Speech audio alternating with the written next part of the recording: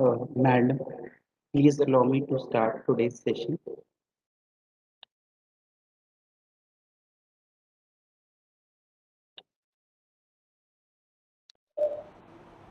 Should we start, Dipinder? Yes, sir, we can start. Uh, on behalf of the Punjab State Council for Science and Technology, I, Akhil Sharma, bids a very good morning and warm welcome to all the dignitaries and participants who have joined us today for the auspicious Vigyan Utsav event. Vigyan Utsav, also known as Festival of Science, is an innovative initiative of DST Government of India to infuse enthusiasm and high spirit among countrymen towards science, technology, and innovation. The year-long festival, designed on 1 month, one theme based pattern, commemorates 75 years of progressive India under Azadi Ka Amrit Mahotsav. Today, we are entering the 10th month of its celebration, and the month's theme focuses on basic sciences for Atmanirbharata. Basic sciences comprising physics, chemistry, biology, and mathematics have always remained at the forefront of catalyzing new innovations and addressing critical challenges such as universal access to food, water, energy, as well as communication technologies. The year 2022 has been proclaimed as the International Year of Basic Sciences for Sustainable Development by United Nations General Assembly. To give us further insights into the theme, I would first like to invite Dr. Jatinder Kaur Arora, the Executive Director of Punjab State Council for Science and Technology. Madam is on a multi-role journey. She is also the Member Secretary of Punjab Biodiversity Board. She is a recipient of several prestigious awards, to mention a few: Punjab Sarkar Praman Patra, National Award for Women's Development through Application of Science and Technology by Government of India, and Great Women's Award in Science and Technology by Indian Television Academy. I request Madam Arora to please give her opening remarks. It's such a pleasure to have with us the participants from universities, schools, colleges. As Akhil mentioned, um, we are in the 75th year of our independence, and DST Government of India and all the states, we together sat and thought what could be a unique way of celebrating this year. And we thought, let us celebrate by showcasing what we have in terms of science, technology, innovation ecosystem in all the states to the stakeholders. So every month we have been celebrating one component or one facet of this ecosystem. And this month we are celebrating basic sciences. Uh, so when I say we are celebrating basic sciences, what comes to my mind is we are celebrating the exploratory spirit that the scientists have. That's what basic science is all about, the exploration of fundamentals of science, exploring what is there behind and still behind the mysteries of universe, what is behind our inner journey, how the body works. So that's what to my mind is basic sciences, and kind of working without end result in mind. It may or may not lead to end result, which it generally does. It generally fuels the technology innovation in applied sciences. If we look at the history, for example, any drugs that we see in the market today, um from the date they get approved by FDA, come into market, one can easily date these back to, by say, 25, 30 years, when somebody started thinking about a particular molecule, thinking, playing around that. And that's the kind of fueling that the basic research does uh, to I would say, in true sense, an innovation that then finds in years and years, in bringing a transformational, radical change, I would say, and also when the topic says that basic sciences for Atmanirbharata, I would say the first Atmanirbharata that comes through basic sciences or is about the self-reliance. Though it's in literal, Atmanirbharata means self-reliance, but in true sense, I mean, Atmanirbharata of self, you know which means that the first joy that it gives to is the one who's practicing this. I am these days, in fact, I just completed reading a book and I strongly recommend that. It's called The Big Magic. By Elizabeth Gilbert. She's the famous author of, I'm sure many of you would have heard of this book called Eat, Pray, Love, on which later a movie was also made. Uh, Julia Roberts stars in that film. This is a beautiful book which just talks about the pleasure that creativity gives you. And I specifically liked a term that the author uses in that book, stubborn gladness. She says that that's where my life revolves around. Stubborn gladness, that whatever creative pursuit I'm engaged in, I stubbornly hook to the gladness that I myself derive from it. And that's where I say Atmanirbharta in true sense, first to the self. I would say this is my, इसको कहते हैं ना तकिया कलाम. Every day I meet my team here in office और मुझे एक ही बात याद आती है कि keep a happy heart. हम यहाँ पे आते हैं खुश होने to the workplace because we are into such a creative pursuit every day, creating something or the other. So that's what I think when I say we are celebrating basic sciences for Atmanirbharta this month.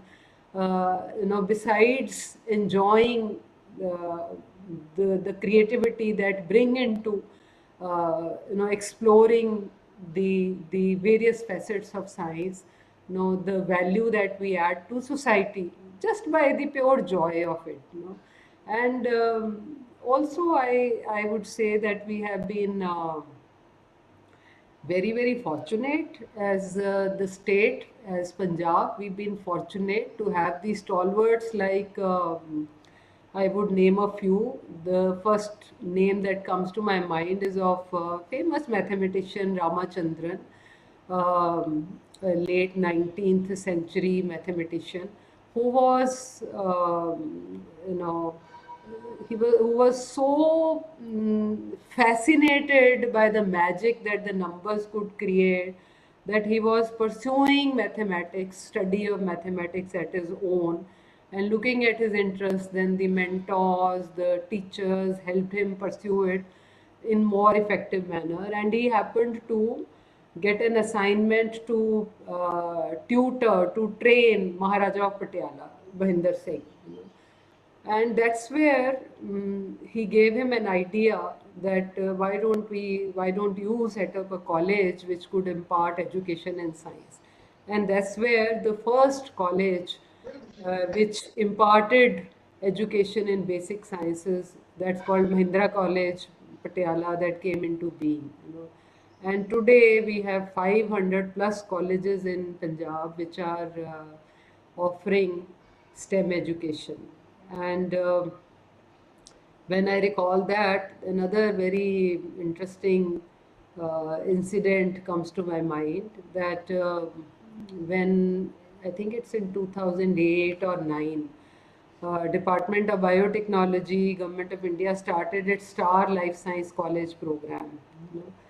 And Mr. Kapil Sibal was at that point of time the Union Minister of Science and Technology. He, being a Punjabi Chief Minister, fixed a meeting with him, and I had accompanied him for that meeting. And at that time, Dr. N.K. Bhan, who was the Secretary in DBT, Government of India, Secretary DBT was there in the meeting, Secretary DST was there, and the others. So Dr. Bhan shared that they have just started the Star Life Science College program. Then the Chief Minister, like a child, what I am sharing is that this enthusiasm that the stalwarts of science that brought, I just mentioned how Mahindra College came into being. This was carried forward. We carried forward this legacy. The government also carried forward this legacy. So, like a child chief minister said, can you set up the first five-star life science colleges in Punjab? And Mr. Sibal looked at Dr. Bhan. He said, yes, we will, in times to come, we will send a team to Punjab and we will look at your colleges. The chief minister said, we will do the internal exercise and we will shortlist a few colleges. And he said, I will provide my own chopper.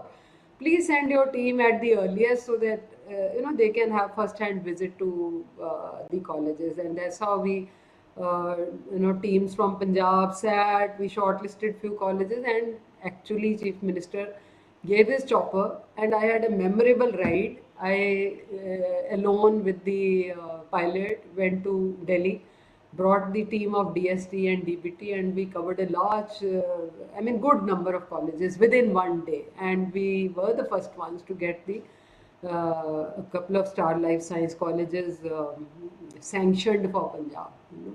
And Mahindra College Patiala was one of those. So for all those who are present here from colleges, my appeal to all of you that this is a beautiful scheme, and so is the program, FIST program of DST, wherein you get grant to upgrade your infrastructure for science teaching, for teaching basic sciences to the undergraduate specifically. And FIST is also open to the universities.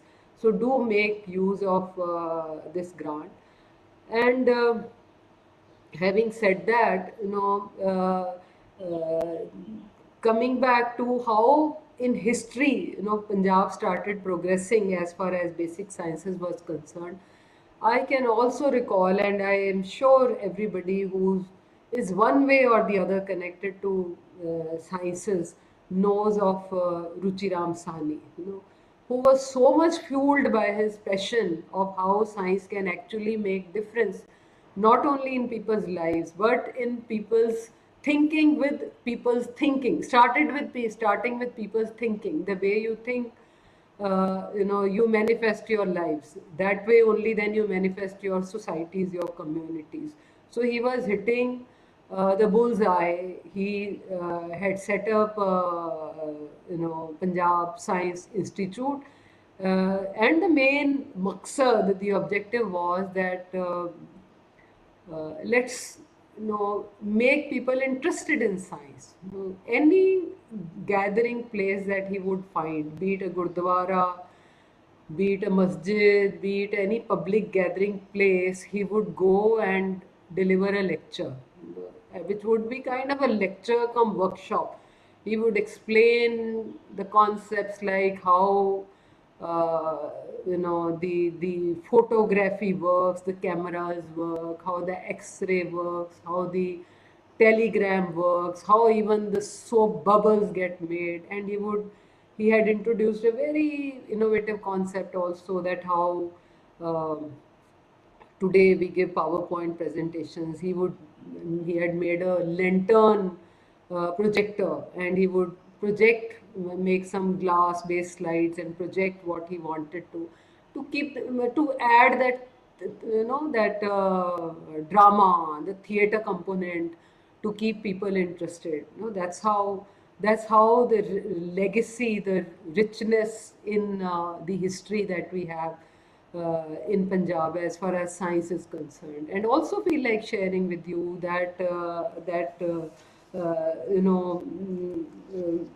Professor Shanti Swarup Bhatnagar, having his roots in Punjab, starting from the discussions he had in his laboratory, chemistry lab in Delhi University, he approached government to set up chain of laboratories across the length and breadth of country, and that's how the CSIR, setting up of CSIR was initiated, and we now have a large network of CSIR laboratories in the country, and we have two of them here with us also.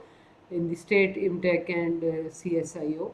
And starting from there, today, if I mention for all of you to take pride in the kind of infrastructure that we have in Punjab. We have 32 universities, out of which 14 are public and 18 are private universities, which are offering education in STEM, science, technology, engineering, mathematics, and we have 6 institutes of national importance, and besides that, we have 14 more R&D institutions and 27 private in-house R&D units, which are recognized by Department of Scientific and Industrial Research of Government of India. Again, 12 scientific industrial research organizations, 29 incubators we have today, which are preparing the tech-based entrepreneurs, billionaires, I would say, of tomorrow. We have 16 centers of excellence. For example, just to give you one example, a center working on all aspects of proteins in ISER Mohali. And then at the school level, we have 223 Atal Tinkering Labs. And as I said earlier, we have 500 plus colleges which are offering STEM education at UG level. And 7 of our institutions rank amongst the top 100 in the National Institution Ranking Framework, NIRF framework. With that, I would also like to say that for the basic research, for the curiosity of exploring that why the grass looks green or why the sky looks blue. Now, the governments are increasing their expenditure on R&D, on blue sky research, as it is called today, the basic science research. And for that, the government is also looking for the minds which have this spark right from the beginning. And there are large number of programs. Just to mention a few, there is a KVPY program in full Kishore Vigyanik Prosthan Yojana. There is Inspire program, and our budding scientists who have joined here and their mentors from schools. I would again like to urge you to make best use of these programs and see how beautifully the programs have been named also to reflect the true spirit that the country has behind rolling these programs. It's Inspire, for example, is called Innovation in Science Pursuit for Inspired Research. The research has to be inspired from within. And then that's how you can blossom from within, and that's how you can enable the communities around you blossom, using science and technology as a channel. There is also now there are also now Inspire Awards, again beautifully named Manak, Million Minds Augmenting National Aspirations and Knowledge. And my again appeal to all the friends from schools and colleges to make use of the programs that I just mentioned. And today we proudly see how basic sciences, for example, giving you one example of Human Genome Project. Today we know the entire code of our species, of Homo sapiens. And I'm sure all of you know that how much today's advancements in health sector are being driven by these contributions of basic sciences. And we are equally grateful and proud of our today's stalwarts. I welcome Professor Javed Agrawala, Professor Felix Bast, Professor Lokesh Kumar, Professor Amit Kulshrestha, Ashish Paul for joining today. I am really excited to listen to all of you. And again, the spirit here is of celebrating science, and in this month, celebrating basic science as we celebrate 75th years of India's independence. Thank you all for joining, and over to you, Akhil. Thank you, madam, for highlighting the essence of basic sciences, especially state's perspective. I am to inform, due to some certain exigency, Dr. Debapriya Datta, advisor DST Government of India, will be able to join us a little later. So, taking the baton forward, I would like to invite Professor Javed N. Agrewala, an eminent biologist and professor at Department of Biomedical Engineering, IIT Ropar. Dr. Javed did his PhD from the Agra University and joined as a faculty member at CSIR MTech, Chandigarh. Dr. Javed has made seminal contributions in the area of immunology of infectious diseases and vaccine development. He is an elected fellow of National Academy of Sciences, Indian National Science Academy, and Indian Academy of Sciences. CSIR has conferred him the highest honor of the country in sciences, that is Shanti Swarup Bhatnagar Award, and he is also a recipient of the J.C. Bose Fellowship and National Bioscience Award from the Department of Biotechnology. I request Dr. Javed to present his talk on self-reliance is essential in vaccines to eliminate the disease inflicting Indians for decades. Over to you, sir, please.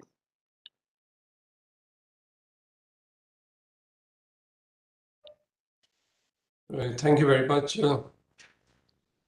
for my for nice introduction, and I'm highly grateful and thankful to Dr. Jatinder Kaur Arora, Dr. Dapinder Bakshi for giving me this opportunity to be over here and share some of my experiences on vaccines and talk about the current situation where it's a need that we should develop a self-reliance in vaccines. So I would like to share my slide now.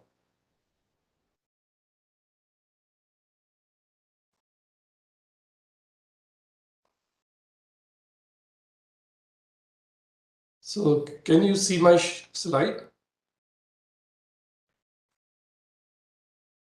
Yes, sir, we are able to see. Please continue. Okay.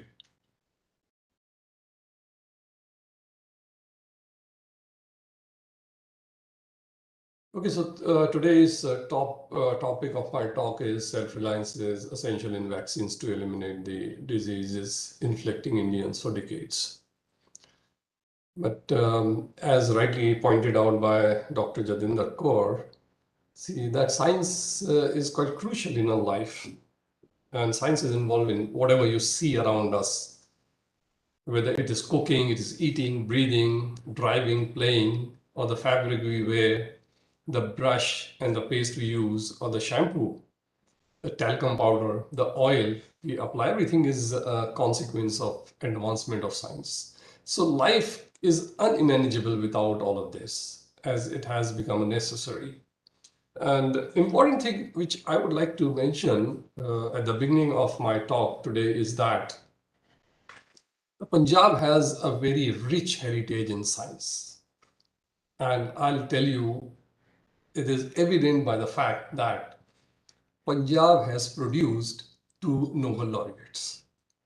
And interestingly, both of them, they were from probably same village, Raipur, of undivided Punjab. So one was Dr. Hargobind Khurana and another was Dr. Abdul Salam. Okay, so let me tell you today that what is vaccine first before I go to my main topic. And since I believe there will be more students during this talk, and it is quite probably they will enjoy some of the facts about the vaccine. So what exactly vaccine is? So see, the vaccine is something like a helmet we wear. So if you're not wearing a helmet, you may encounter an accident and you may inflict yourself with injuries. But if you're wearing a helmet, you'll be happy and you may not encounter with any injury. So it is prophylactic device. That is, the vaccine is something that's going to protect you. It's going to prevent you from any injury or from any accident, right? So vaccine is very essential. So before you are encountered by any disease, okay, vaccine can protect you. So it is a protective measure. So it's like a helmet we wear during driving. So if you wear a helmet, you are very well protected, right? If you don't wear a helmet, you won't be protected. Okay, so the term vaccine is derived from vaccinia. So this is the infectious viral agent of cowpox disease. And this vaccine is a Latin word. It is driven from vacca, which means cow. Since it was a cowpox disease, which was originally identified. So vaccine is an infectious agent preparation. So the agent which caused disease, it itself is a vaccine. So vaccine is an infectious agent which is administered into a person to induce long-lasting protective immunity to prevent disease caused by that particular pathogen. Right? So pathogen itself is used to protect us from the same pathogen. So it may be a whole pathogen itself, or it may be one of the components of the pathogen. So the pathogen which is a virulent, which is a disease-causing agent, this is attenuated. That is, its virulence or its capacity to infect us, this is lost. Now it cannot induce disease, but at the same time, it carries all those proteins on its surface, all those components which are responsible for immune system to recognize and impart long-lasting protective immunity. Okay, so it may be a whole agent, whole vaccine, or whole bacteria or a virus or whatever, or it may be the components. It may be a protein or the antigen of the agent, or it may be the particular epitopes from the protein itself. Many important portions, they are identified, they are responsible for inducing protection. Right, so vaccine is a biological preparation that improves immunity to a particular disease. So typically it contains an agent that resembles a disease-causing microorganism. So the agent stimulates the body immune system to recognize it as foreign, destroys it, and then remember it forever for future encounters. Right. So what is vaccines? So vaccines are among the 20th century's most successful. So they are most successful and cost-effective public tools for preventing disease, disability, and death. Right. So why they are most successful? The reason is that the vaccines, they have eliminated many diseases from this globe. Right. Vaccines have successfully eliminated polio, smallpox, and many other diseases, right? It can not only prevent us from disease, but also disabilities. So there are many diseases that causes disabilities. For example, polio itself is a disease that causes disability. And smallpox, it also inflicts scars on our entire body, especially on face. It's also a type of disability. And death, recently we have seen that coronavirus, how many deaths were caused by this lethal agent. So vaccines not only prevent a vaccinated individual from disease, but also protects the entire community by reducing the spread of infectious agents. Right? So it protects the entire community if a person is vaccinated versus a person who is not vaccinated. A person which is not vaccinated, the person it harbors the infectious agent and it becomes a source to spread the disease in the entire community, versus a person who's infected, a person who is vaccinated, even if it gets infected, the person can be protected. Okay, the person gets protected and it cannot become a source to spread the disease in the entire community. So vaccines are routinely recommended for children in preventing early disability, as I told in case of polio and many other diseases, right?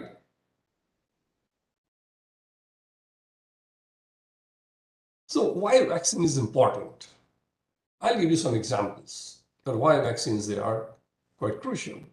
You see this, a smallpox, it killed more than 300 million people worldwide in 20th century alone. Right?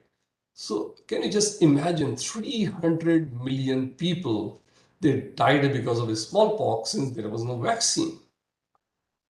But with the advent of vaccine, this disease was totally wiped off from the earth. So 50 to 100 million people died from Spanish flu in 1918, since there was no vaccine. Black Death, which is caused by a bacteria, which is Yersinia pestis, so it killed about 200 million people worldwide between 1340 to 1771. So this is considered to be the most deadly pandemics in human history. Typhus. Okay, so it killed 3 million people between 1918 to 1922 alone. And most of them, they were Napoleon soldiers in Russia. Okay, so these diseases, they were cause of endemics, for epidemics, for pandemics, and it affected the whole world.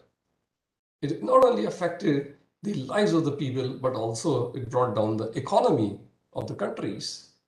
And many of you may be aware of the story of China.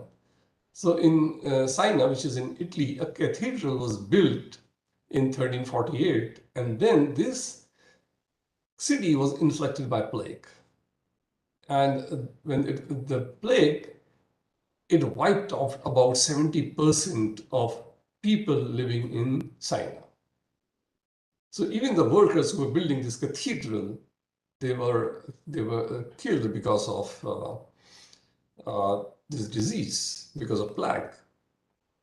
And if you've been to China, you can see that there still remains the half-built cathedral, so as a monument in the memory of people who died because of plague. And in India, regularly we have been gripped by cholera. Okay, so there have been many pandemics in India, and which has killed, lakhs of people since we didn't have a vaccine for cholera. And recently, and malaria, there are many people that die of malaria, and there are about 2 million people each year they are killed because of malaria. And recently, we have experienced AIDS. So AIDS has killed about from 81 to 2016, 35 million people worldwide. Right. And similarly, many such diseases which are highly prevalent in India, they have been creating a havoc. The tuberculosis, malaria, cholera, dengue, jaundice, hepatitis, typhoid, Japanese encephalitis, plague, HIV, rabies. These are some of the emerging or re-emerging diseases, infectious diseases, and they will continue to challenge public health infrastructure. So that they're going to test the credibility of the health services and threaten to devastate health and economic development unless a strategic vision and an effective plan of action are developed to combat these diseases.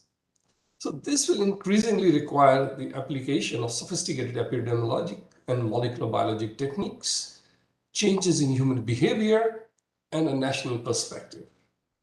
So in view of this, WHO, the World Health Organization, has made several recommendations for national strategies, including the need to strengthen epidemic preparedness and rapid response, public health infrastructure, risk of communication, research, and its utilization, and advocacy of political commitment and partnership building, plus generation and establishment of vaccine producing units and also research laboratories which can work on exotic agents, on the emerging infectious disease agents.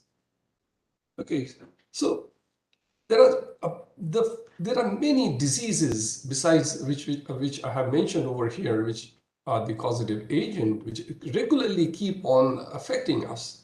So the 5 of the 10 individual leading causes of diseases burden in India, which was declared in 2016, these are the diarrheal diseases, low respiratory infections, iron deficiency, anemia, preterm birth complication, and tuberculosis.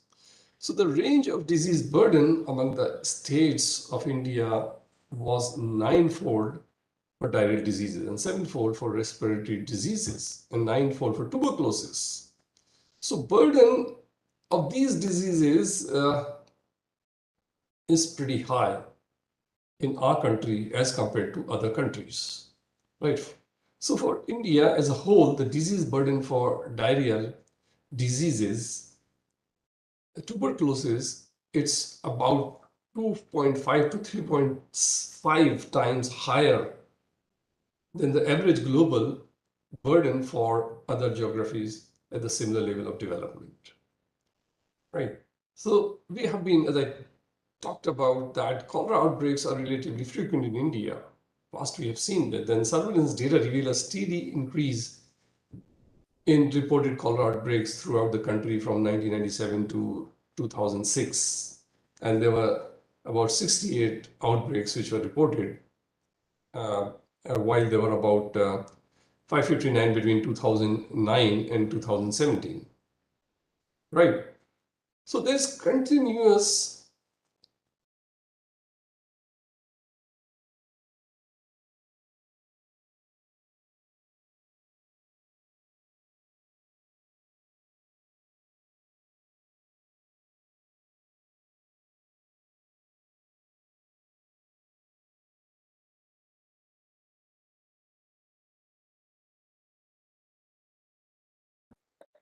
Extremely sorry, sir. We are not able to hear you.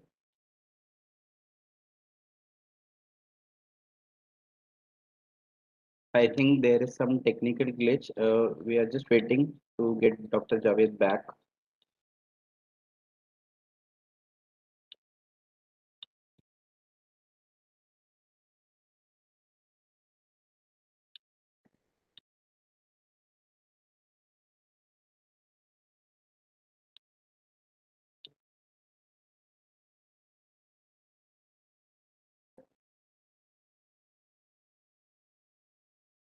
I request all the participants to please stay tuned. I think there is might some networking issue at the site of Dr. Javed, and we are contacting him, and he will be able to join shortly. Please wait for a while.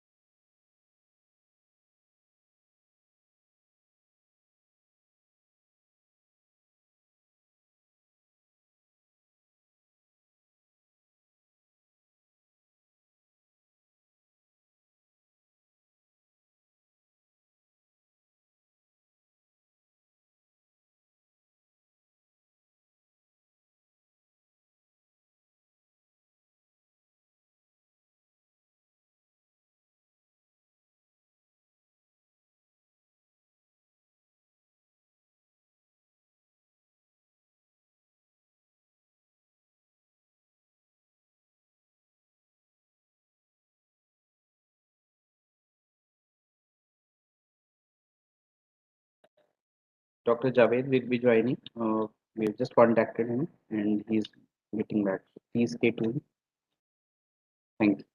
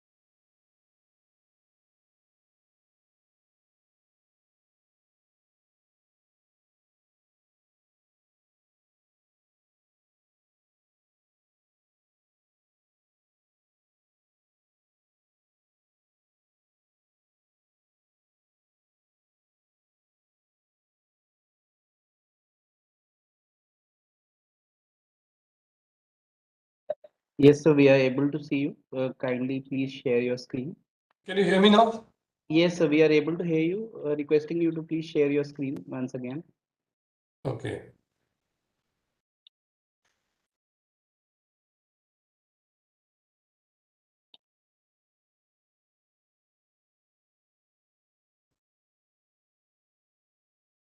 Yes, sir, we are able to see your screen, sir.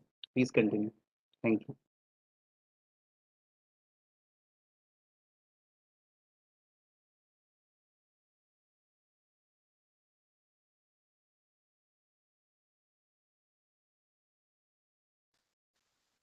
Okay, so here I was telling you about different epidemics which we have encountered in past, and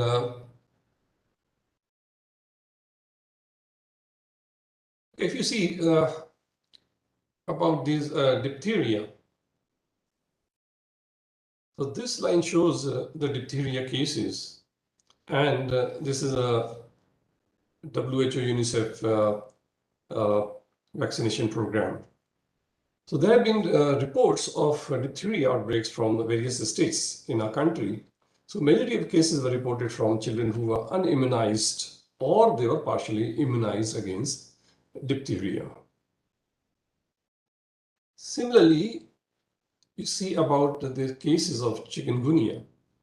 So chikungunya outbreaks in India, it was first reported in 1963 and then 1973. And since then, we have been observing a regular outbreak of this disease. So ultimate need over here is that there should be some effective vaccines. And the most important thing is tuberculosis. So in 2020, there was a 30 high burden countries, they accounted of 86% of new TB cases. And 8 countries account for 2/3 of total, with which India leading the count. So 8 countries which share the maximum burden of tuberculosis. India is leading the count, followed by China, Indonesia, Philippines, Pakistan, Nigeria, Bangladesh, South Africa. Okay, so another important concern of tuberculosis is that around 3 million individuals, they are diagnosed with TB in India according to the data 2016. So I could not get the recent data, but can you just imagine, even 2016, 3 million people, they were diagnosed, and about 50% of the population of India, they are infected with Mycobacterium tuberculosis, the etiological agent of the disease. And these people, they carry tuberculosis in latent stage. That is, the Mycobacterium tuberculosis inside a body, but it does not inflict the symptoms of disease. But anytime, they are like, a time bomb. Anytime it may explode.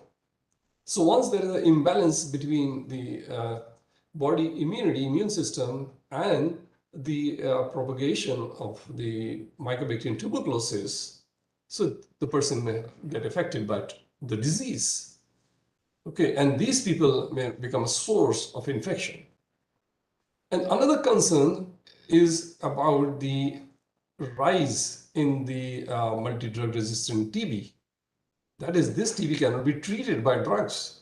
So WHO estimate there are about 600,000 new cases with resistance to rifampicin, which is the leading drug to kill tuberculosis, and of which about 490,000 they are multiple drug resistant cases. That is, these cases that cannot be treated by any drug. Okay, so these are the few concerns the country has to face. And as I told you, that it does not only affect the person, but it also affects the economical, it also affects the economics. It's a big economical burden on the country. These diseases may easily be controlled by availability of vaccines. And let me tell you an important thing, that majority of the vaccines, the development of the vaccine, they come, almost all vaccines, they come from the Western country. And the West will be only interested, the pharma company will only be interested in those vaccines which ultimately give them a heavy return. And TB and certain diseases which we suffer from in our country, these are the poor person's diseases. And the Western countries, they will not at all be interested in developing vaccines against these diseases. Ultimately, the return is very low, right? So we have to establish institutes on vaccine research for the diseases which are highly prevalent in our country. And let me tell you one important thing, that India is a major importer of vaccines, right? We are not developing vaccines, we import the raw material and then we develop vaccines, right? So intangible value of vaccination against infectious disease, it can wipe out entire cities, right? At the same time, if we have vaccines, we can protect. So how does the vaccine work? So the immune system recognizes vaccine agents as foreign, destroys them before they cause disease, and remembers them forever. So the important thing is the vaccine, once you get vaccination, you should be protected throughout your life. If you get a vaccine, it's not protecting you, it's not imparting long-lasting immunity, then it's not a vaccine, it's an immunomodulator. So when the pathogen infects, the body recognizes and responds by neutralizing the target agent, the infectious agent, before it multiplies and causes the disease. So benefit of vaccine, as I told you, no vaccine, you suffer from disease. And let me tell you, we have certain diseases that infect the body of a person and mind of public, right? For example, smallpox, which was a disease which ultimately infected the body but mind of public. Leprosy, it infects the body of a person and mind of public, right? So people consider that many diseases a person is suffering is a curse. Okay, so we have to protect our generation and we have to immunize them for good. So what is the difference between vaccine and drugs? So let me tell you, there's a difference between vaccine and drug. As I give you example, vaccine is something which is a prophylactic agent that is protects you before you get disease, but drugs are something which treat you after you get vaccine. Okay, so vaccine prophylactic measure, it prevents disease. Therapeutic agent drug, it treats the disease. Vaccine can prevent disability. Drugs cannot prevent disability. Vaccine does not require diagnosis, whereas drugs require diagnosis. These are cost effective. Drugs are very expensive and complex. Vaccine cause minimum side effects, whereas drugs can cause serious side effects. Vaccine can cause imparts memory, and the person, once a person is immunized, is protected lifelong. Drugs, you have to keep on taking drugs to treat yourself. So the vaccine have a long-lasting protection from subsequent infection, whereas every infection requires treatment.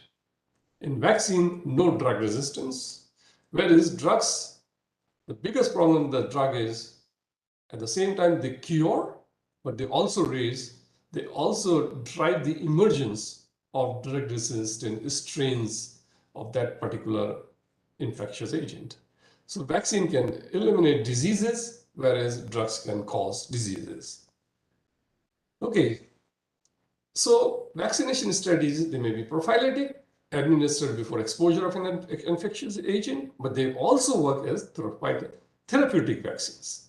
They can be administered during active infections. So they can also work in prevention as well as treatment. So many vaccines now they are available, they work as therapeutic vaccines. But if you see here, this is a very important slide. As far as economic value is concerned, the pharma companies, they have got a very high economic value. They earn a lot of money, right? But vaccine, they give them least economic value. But as far as the social benefit is concerned, vaccine gives major social benefit. Whereas whereas the drugs, they do give social benefit, but not as substantial as which is achieved by the vaccines. Okay, so that is the reason the big giants, they will not work much on vaccines. I'm extremely sorry to interrupt you, sir, in between, but we are really privileged to have you with us. But given the paucity of time, I just request your Okay, good sure. self It's to just please. over. Now it's over. Thank you, sir. Thank you. But see, important thing is the vaccine for any disease, it requires discovery, rigorous testing, and should be tested for scrutiny, ensure safety, efficacy, because they are given to healthy people to prevent them from getting sick. So this holds true even with the urgency to develop a vaccine against any disease, even if it's a pandemic, right? So this is important. So that's the reason we need research institutes to develop vaccines. So the self-reliance in developing and manufacturing vaccines, urgent need is to vaccine research institutes should be developed in country, and the Punjab should take a lead on it. So more vaccine manufacturing companies also required in the country. So these are the two important things which we need urgently to make our country self-reliance, to self-dependent in generating vaccines, becoming a world leader in vaccine, developing vaccines, new vaccine, and also manufacturing vaccines. Thank you very much. And it'll be a pleasure to take some question answers. Thank you, sir, for making us understand the science and applications of vaccine in combating infectious diseases. It was really an honor to listen to you. So moving forward, we are extremely fortunate to have with us Dr. Felix Bast. Dr. Bast is an award-winning Indian science communicator and a public educator, currently working as head and professor at the Department of Botany, Central University of Punjab. Dr. Bast holds a PhD in marine biology from MEXT, Japan, and has also served as an expedition scientist in India Antarctica mission. He has credited with 7 new species of marine algae and moss from India and Antarctica. Dr. Bast has also served as a resident intern with the President of India at the Rashtrapati Bhavan and received the President's Inspired Teacher Recognition Award. He has also won the Teaching Award, Innovator Award from the Ministry of Education and Government of India. Dr. Bast's work has been featured in various forums of digital and print media. I take a great privilege to honor and welcome you, sir, and invite you to share your thoughts on need and joy of doing basic science. Thank you. Yeah, thank you so much, Akhil, and also Dr. Jitendra Kaur Arora for having me here. I hope my voice is clear. You're Yes. audible. Yeah, so thank you for having me here. So let me start my presentation. I came with a small presentation for you.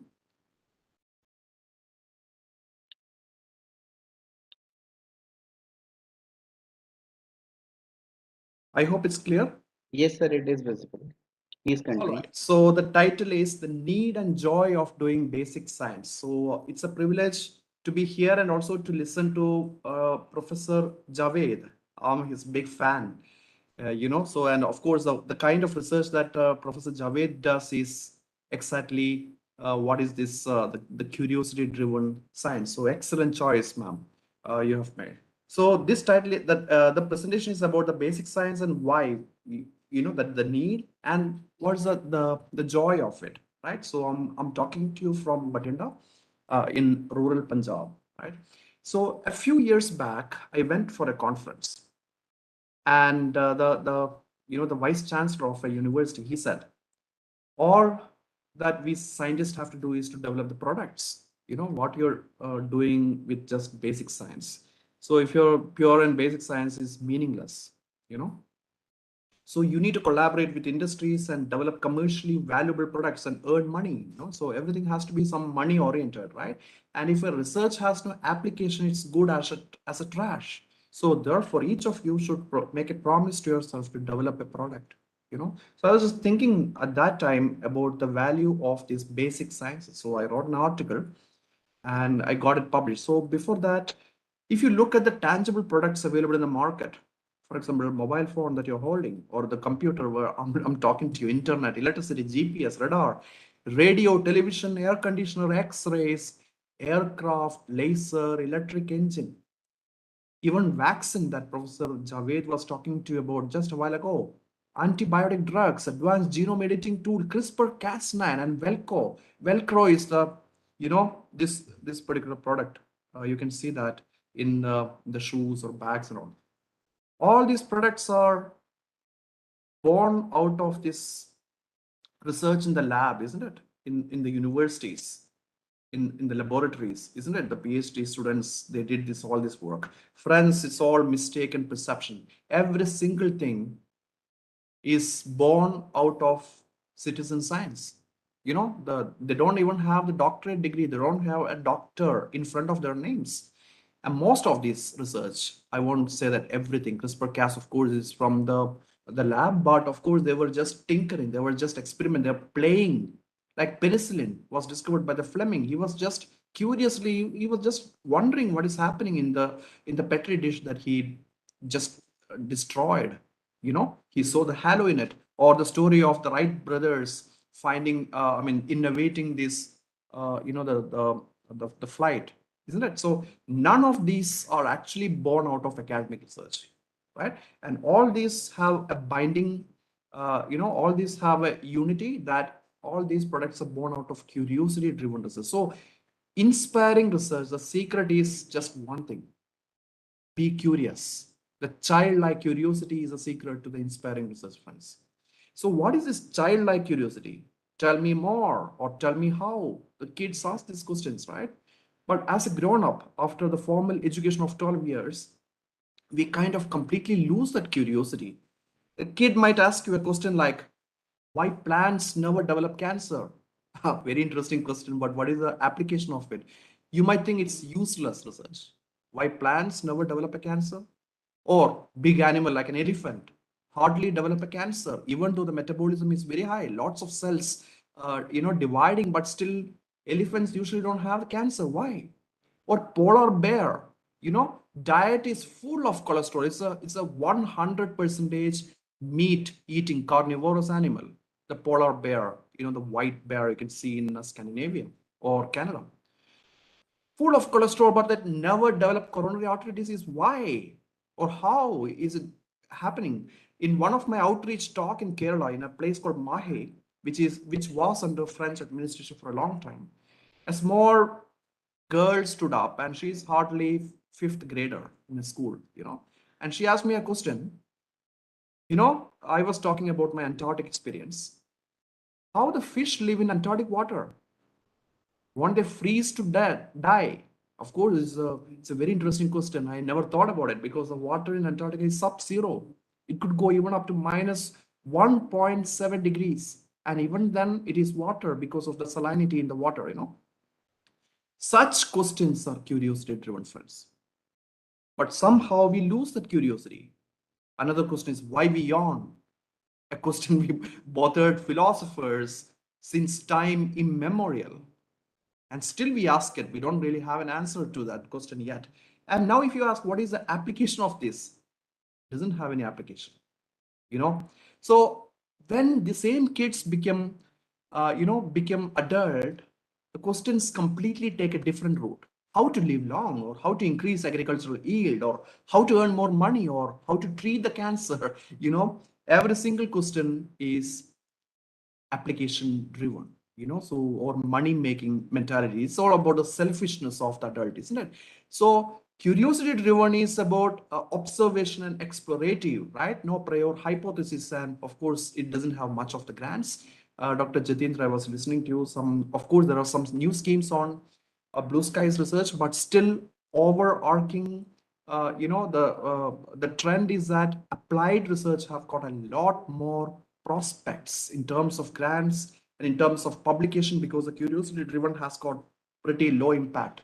For example, paleontology or evolutionary biology, taxonomy, ecology, astronomy, exobiology, quantum physics. Usually the journal, for example, maths journals have very low impact factor. So you cannot compare with 1 and 2, right? For example, here on the other side, the applied one, pharmaceutical journals have very high impact factor, right? Biotechnology or agriculture, medicine, food technology, everything is utility driven or applied, right? So, and these days, the PhD students during their Viva, I do have a lot of PhD students, 9 students have completed with me. And during their Viva, one of the very usual question they have to face is that what are the potential applications of the research, or what benefit does the research bestows to the humanity? It's unfortunate they have to face such questions, because in early days, Charles Darwin, for example, he presented his finding in front of the Royal Society in London. He didn't have to face it. What is the application of your theory of natural selection? Of course, he might not have an answer for that. Even today, if you ask someone, what is the application of it? Of course, there is actually sublime applications, right? We can trace how the diseases like SARS-CoV-2, like the COVID-19 evolve, or during the grant applications too, right? You have to justify why the application makes sense. What is the utility? What are the applications of it to get the financial support? Even the curiosity driven is now a pejorative. Pejorative means like it's a dirty word. It's an insult. If a grant applicant is telling you, okay, this is a curiosity driven or blue skies, and that is the main reason for the grant denial, friends. That is really bad. As you can see on the screen, it's a tardigrade, toughest animal. It's a very small animal. Very interesting studies are there. What is the application of it? If you ask, of course, we don't know yet. It doesn't mean that it's useless, right? The next generation will see some interesting application of this toughest animal on the planet, or Tiktaalik, probably the most famous fossil, tetrapod evolution. It's taken from Greenland, discovered from the Greenland, the most famous fossil in the world, Tiktaalik. What is the application of it? No application, but it doesn't matter, So applied research makes no sense, because the basic science is really important. That the curiosity is extremely important. Some of my favorite animals here, or the plants also, right? The bee orchid is a plant, but it looks like a bee. To copulate with a bee to increase the chance of pollination. See how fascinating the world is, right? The adaptation is amazing. And none of these scientists had to explain the potential application of their work to get the degrees or grants or recognition like Darwin or Newton, Einstein, Marie Curie. No application. J.J. Thomson, when he discovered the electron, he didn't have to say what is the utility of the electron, or Niels Bohr, or even our own scientist, C.V. Raman, Max Planck, Hertz, Maxwell. The list goes on and on. There's a very famous essay, friends. The essay is by Abraham Flexner, the famous American educationist. Usefulness of useless knowledge. It's a very old essay. And the one of the quote from this essay is that the curiosity, which may or may not eventuate in something useful, is probably the outstanding characteristic of the modern thinking. It's not new. It goes all the way back to Galileo, Bacon, Sir Isaac Newton, and it must be absolutely unhampered. You know, this article was written way back in 1939. Still, we haven't taken, you know, the spirit of it. Most of the universities and institute, especially in developing world. Semantic tree of knowledge, if you portray the knowledge as a tree-like fashion, the trunk and main branches are the basic or fundamental sciences. And without knowing the funda, you're just directly jumping into the leaves and fruits. That is not sustainable. Applied or translational subjects happens at the terminal branches, right? So the nose drive of the curiosity-driven research happened with so many problems, you know, like anthropocentrism, human-centered worldview. Everything is only for the human being. Animals don't matter, you know. So that mentality is selfish point of one species of the world. That is the reason why curiosity-driven has been sidelined as a second grade. Hyperbolic discounting is a cognitive bias, that is the preference of immediate gratification over delayed gratification. For example, the Newton's theory and Einstein's, it took almost a century to find an application in GPS machines in, you know, like in your mobile phone or satellite navigation. The GPS is actually coming from the relativity, right? So it's not like immediate, right? These days, people work on nanotechnology and they publish as a immediate cure for cancer is discovered. The nanotechnology based cure.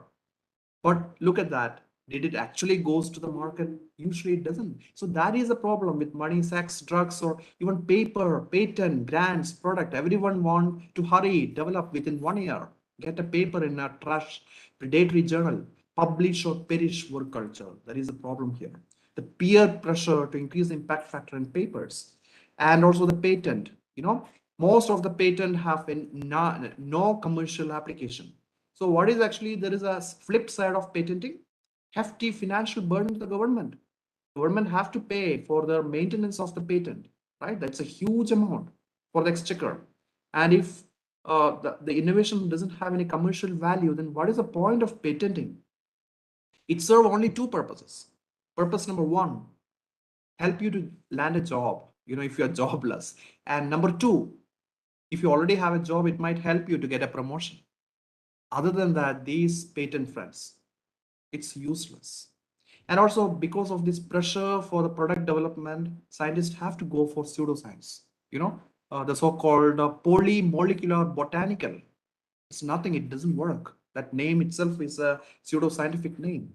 So curiosity-driven research had been Indian scientists' original forte. If you look at the ancient Indian scientists, they were the champions of curiosity-driven research, friends. For example, linguistics, Panini, the Sanskrit grammar, right? Or logic, the Chanakya's logic. Mathematics like Brahmagupta, you know, or astronomy, Aryabhatta and Bhaskara. They were all the champions of curiosity. But some were, we completely forgotten that spirit. You know, even the discovery of zero, the ancient Indians, that make us pride even today, happened when the rulers heavily invested in basic scientific research, you know. But since late 20th century, we started looking at the fruits of this Western research, like medicine and whatever, and then contemplate quick ways to get it. We need a quick solution, you know. So that is a problem with this utilitarian science. So other than many patent and publication, what exactly we developed? You know, if you look at exact development, how many of the Indian products are available in foreign markets? Almost nothing, friends.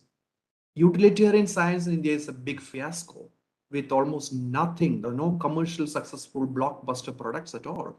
Of course, there are some exceptions, like ISRO is very successful in deployment of satellite, the rocket launches, right, and satellite. But ISRO's contribution to the astronomy remains nil. But look at that, the ancient Indians' original fort were astronomy. ISRO don't have much programs on astronomy. We don't even have a good telescope. ISRO don't have. Other institute like ICER do have, yes. But look at the analogous institutes worldwide, like NASA or JAXA or ESA, European Space. Of course, basic science is extremely important for NASA or Japanese space agency. Many newly introduced schemes to foster utility-driven research, but not tangible products. Even today, after even a decade, for example, ignition grants, technology incubators, innovation hub, academia industry partnership, even a university called Innovation University do exist. What is the product? The problem is the basic, flaw in our thinking pattern. If you simply water the fruits, plants don't develop. If you're applying the water and whatever the for example the compost on the leaves will not grow. You need to apply in the right place, right at the root where the nourishment should be happening, right? So the basic science is extremely important. Right now we are on a lose-lose game. Do you know why?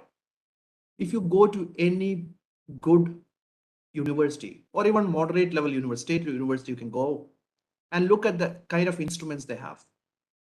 Friends, 90% of instruments will be from G7 countries, made in Japan or Germany, GCMS or microscope, any kind of microscope if you look either from Japan or Germany. DNA sequencing machines, even next gen, are mostly from US. Roche, for example, or Illumina, or the Applied Biosystems, right? The Thermo right now, or other high-end equipments like UK, France, Italy, Canada, right? We purchase it. Indians, we buy all this equipment from these foreign countries. And then what kind of research we do? Something called random walk. We simply replicate the foreign breakthrough papers with a little bit of variation here and there. For what? To get some papers. Papers in foreign journal with high impact factor to get useless patent. Even for publication funds, authors and through the project or the institute, they pay APC, that is article processing fee charge. And on the other hand, institutes pay journal subscriptions. Of course, there are two ways of getting published, right? Free journal or paid journal. If it is free journal, the journal gets money by subscription. Hefty fee. All these journals are foreign journals. And patent also fee. So basically, we are losing every single money to publish the rubbish. The lose-lose game. Who is winner here? G7 countries, the rich countries.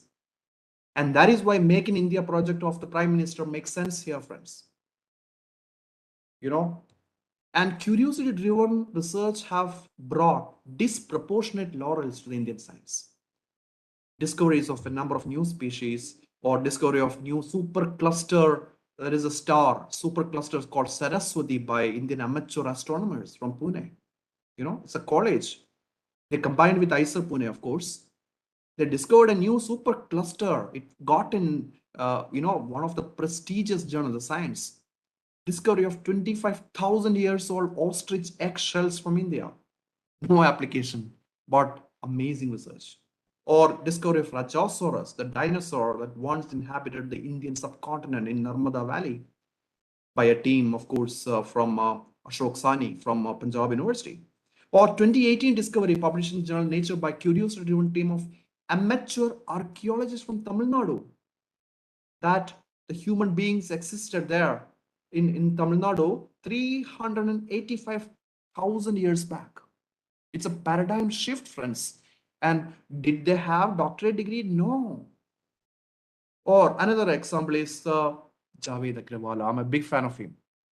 He went to the Lahore and Spiti valleys to collect some soil samples, and further research led to the development of a great, blockbuster drug, the cerulomycin A. Right? All these are examples of the curiosity-driven science, and these research are very less expensive, like Velcro or penicillin. Do you know the story of Velcro? a Swiss engineer. He went for a morning walk with his dog, and he just saw some pollen grains on his coat and also on the furs of the dog. And then he wondered how the pollen can stick on to the coat. And then he looked at the pollen closely under scanning electron microscope to see the complementarity, and then he developed this Velcro or penicillin. All these are, it's just happened, right? So it's all about the ideas, right? And research is mainly conducted for the sheer joy of the knowledge discovery. Most happen outside the academy, the so-called citizen science, and it doesn't matter. Impact factor or H index are meaningless for curiosity-driven science. So as you can see in this Nature editorial, impact factors are irrelevant to taxonomy, but still appointments happen based on impact factor. We have to change that system. There is a document called DORA, the Washington Accord on Impact Factors, and INSA in India is a signatory. But unfortunately, the institutions still look at the impact factor for recruitments. When you go abroad, friends, I worked in Germany and also in Japan, in Max Planck Institute. This is the kind of equipments you see. They play with equipment, friends. It's not the brand new equipment they portray like a statue in their lab. No, they open it up, they play, they do a lot of experimentation, just like the kid do. When I was a small baby, I used to take out I used to dissect the toys that my father brought me. I want to see how it works. I'm sure every kid will do that, the curiosity driven work, just like that. They also do that same thing. There is nothing like the equipments are to be played with. So that is what the jugaad, right? The Indian Hindi way of saying jugaad. You have to play with it. That is what the chaos, labs are highly chaotic. That fosters the creativity. The curiosity happens at the frontier. To reach that frontier, of course, you can follow a protocol, but at the frontier, you need to be curious. You need to play with different kinds of things. And now onwards, let me tell you a little bit about my own research. So I did my PhD in Japan. It's about the algae that you can see right side, and the idea is that this algae is actually going around. The dispersal happens through the oceanic current. I did have proof from the DNA. Look at that. It's called phylogeography, right, of an algae called monostroma. How the ocean influences the dispersion pattern, right? Of course, different currents like Oyashio and Kuroshio current of the Japan. That was the kind of work I did. Application, nil. And after my PhD, I came back to India. Most of my friends went abroad again or stayed back in Japan.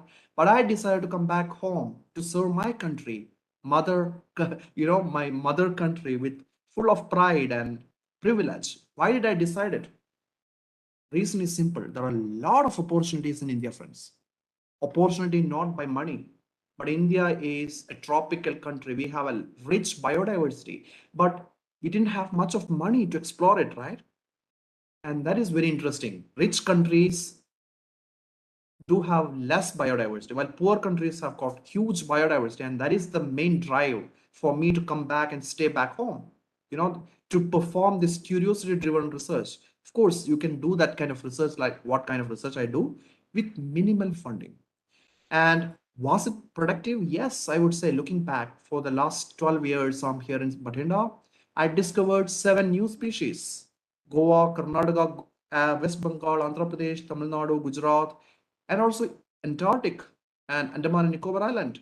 Some of my research have been featured in the front page of BBC. It's a big privilege. How many scientists got their, the research in the BBC front page.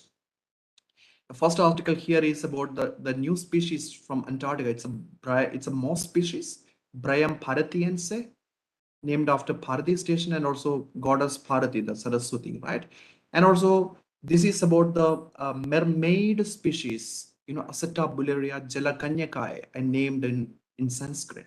Another discovery which I made is blood rain, a phenomenon that happened in Kerala and many places around the world. Of course, this happened in Kerala as well. And this is age-old problem, and no one knows how this blood rain happened. It is there even in Bible and even in Greek myths, you know. And yes, so no one had any clues. The media started saying it is alien rain, extraterrestrial. But my work revealed that the mystery is resolved because it is basically Trentipolia annulata, which is an algae. It's a dispersal mechanism adopted by this unicellular algae. Another interesting study was in Dark Glacier in East Antarctica. The entire glacier turns into blood color, the red color. I want to know how and why this happened. Collected a sample and it turned out to be another kind of an algae. It is basically Cocomixa subsalipoidea. So it is a DNA sequence based research which I did here in Bathinda, here in rural Punjab. You know, Yet another of my research is about endophytic algae living inside another algae. Look at here, an algae living inside the host algae. Look at here, a green algae living inside a red algae. So that is the first report of Ulvella in Indian Ocean region. So that's a study in 2004. And photobionts, I work in Himalayan photobionts and Antarctic lichen photobionts too. By the way, photobionts are photosynthetic partner of lichen. Lichen, is a combination of fungus and algae, right?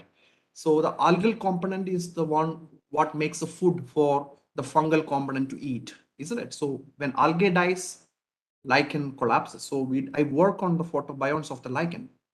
And I also work on phylogeography of Ocimum tenuiflorum, the Tulsi. This is a media report that Tulsi had its origin in North Central India, says research, my own research, our own research from the Central University of Punjab. I also worked on people, that is Ficus religiosa, and one tree, Salvadora oleoides, common here in Punjab. And I also did a lot of interesting public perception surveys. For example, acceptance of Darwin's theory of evolution in India is pretty high. Usually, religiosity is inversely correlated with acceptance of evolution, but here in India, it is inverse. I also did a survey on digital education, how the students perceive the shift into the digital education. So it recently got it published in Frontiers in Education. And this talk, which I'm presenting to you, I have summarized this talk in an article which published in Science Reporter a few years back, 2 years back, in defense of curiosity-driven basic scientific research. Please check it out, that paper. And I also have a YouTube channel in which I do deliver a science show called Curiosity, where I feature the top curiosity-driven research happen around the world. Usually 15 research I do feature. And I also do cover the opportunities for the students and observances, UN science related observances and astronomy related observances. I really love astronomy, sky watching, So please check out. This is the link to my YouTube channel. And I also do have a community of curious minds and lifelong learners. Community is called Young Academy of India. This is a link. You can note it down, and you're welcome to be part of our community. It's an open community of learners, Young Academy of India, the largest academy in India. More than 16,000 active members of this academy. I recently published a book called Life Skills. Again, it's all about the curiosity, how the curiosity will help to enlighten the critical thinking, as well as how the curiosity-driven research, the kind of research I did in Antarctica, Voyage to Antarctica, both are available in Amazon. Please do check out. So before leaving, I would like to conclude with two very famous quotes. The first one is by Thomas Hobbes, 17th century English philosopher. Curiosity is the lust of human mind. Curiosity is the lust of human mind, friends. The childlike curiosity, we need to preserve it. And finally, Einstein's famous quote is, I have no special talent. I'm only passionately curious. I'm only passionately curious. Thank you so much for this opportunity. And I'm open for a few questions, please. Thank you, sir, for highlighting the importance of curiosity-driven basic sciences and their contribution towards development of basic tangible products. We are very, very fortunate to have you with us for today. So next we have with us Dr. Lokesh Kumar, Assistant Professor, Department of Physics, Punjab University. Dr. Kumar is an expert in the field of experimental high energy physics and is working with various international collaborations like the solenoidal tracker at RHIC at Brookhaven National University, USA, and a large ion collider experiment at CERN, Switzerland. He is also included in the Stanford University's list of world's top 2% scientists. Dr. Lokesh is also working with the Office of Principal Scientific Advisor, Government of India, as an expert member of High Energy Nuclear Physics Vision 2035 document. I invite you, sir, to share your views on insight into Atmanirbhar Abhiyan research tool. Over to you, sir. Thank you, Akhilji, and I would like to thank Professor Jatinder Kaur Arora ji, Dr. Dapinder ji, for giving me this opportunity to interact with you all here. I just want to share my slide.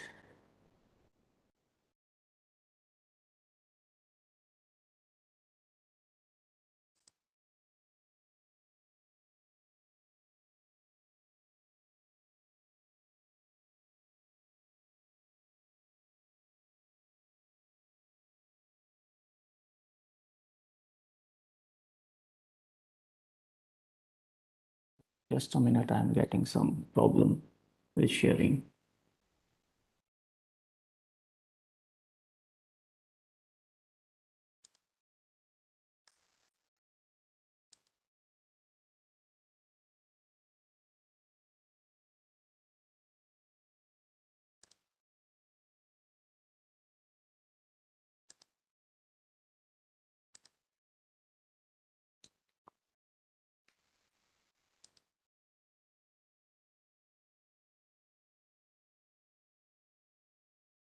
So it says that I have to quit and reopen. Maybe I will do that. Just a minute.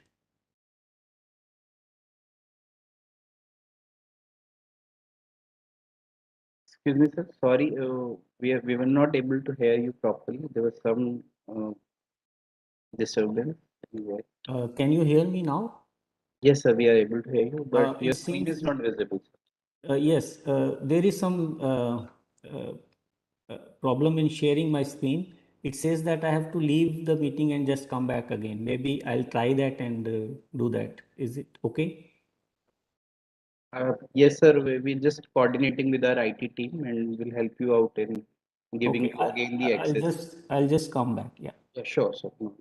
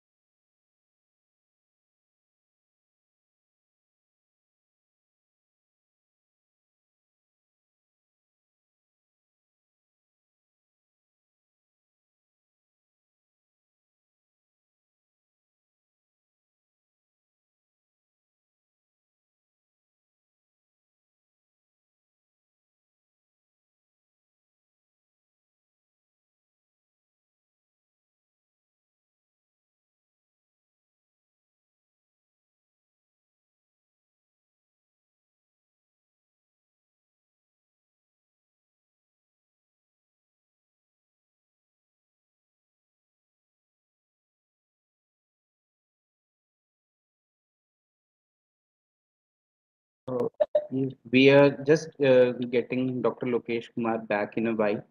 He's having some trouble in sharing his screen. I request all the participants, please wait for another 2 or 3 minutes. Thank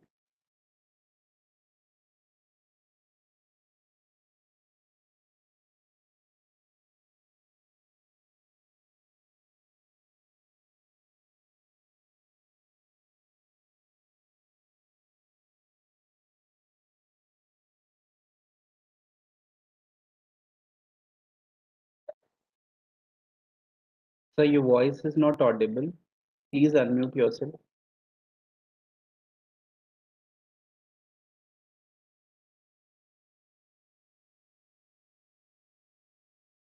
Yes, sir, your screen is visible now. Oh, please present. And am I audible also? Yes, sir, you are audible, but presentation is still not visible, but your screen is visible. Yes, sir. It's fine now, sir. It's It's fine. fine. Can I start? Yes, sir. Please go ahead. Okay. Okay, sorry for the interruption, and I thank you again, Punjab State Council for Science and Technology, for giving me this opportunity. Uh, so I I will be talking about insight on Atmanirbhar Abhiyan, the sun story, and just a minute. Yeah, is the slide moving for you? Just to confirm. Yes, sir, it's moving. Okay, okay. So the foundation has already been led by the by Professor Javed and Professor Felix regarding the need for basic science. I would just start with saying that basic science research is a hope for future, uh, because we know that knowledge is power, and basic science leads to new knowledge and is a driving force for innovation. I give you a few examples. One of them is already given by Professor Felix regarding this GPS. We know that nowadays all of our mobile phone carries GPS. So this came from the theory of relativity and a basic research which led to the atomic clock. And also Wi-Fi, all of us are using nowadays very frequently. This is the result of the basic research for search of ultra-weak signals from many black holes. And moving to the next thing, the communication, without which I don't think we cannot live today without it. So it is coming because of the knowledge from the electromagnetism. And finally, the transistors or solid state electronics, by which all the gadgets which we are using nowadays is coming from the knowledge of theory of quantum mechanics. And there are many more examples. I just want to say that by doing the basic science, it will lead to definitely to a technology which is helpful for the mankind. Okay, so we start by asking fundamental questions like what is matter made of, and why do things weigh? What is the origin of mass? How was the universe formed? How did it evolve to the present state? So broad answer to these questions can be addressed by framing few more questions like, can we access the fundamental particles or building blocks of matter, or can we recreate the conditions similar to those at the time of universe formation? We know that universe started with a big bang. So all these answers lies in this huge machine which is called Large Hadron Collider at CERN, which is at Switzerland.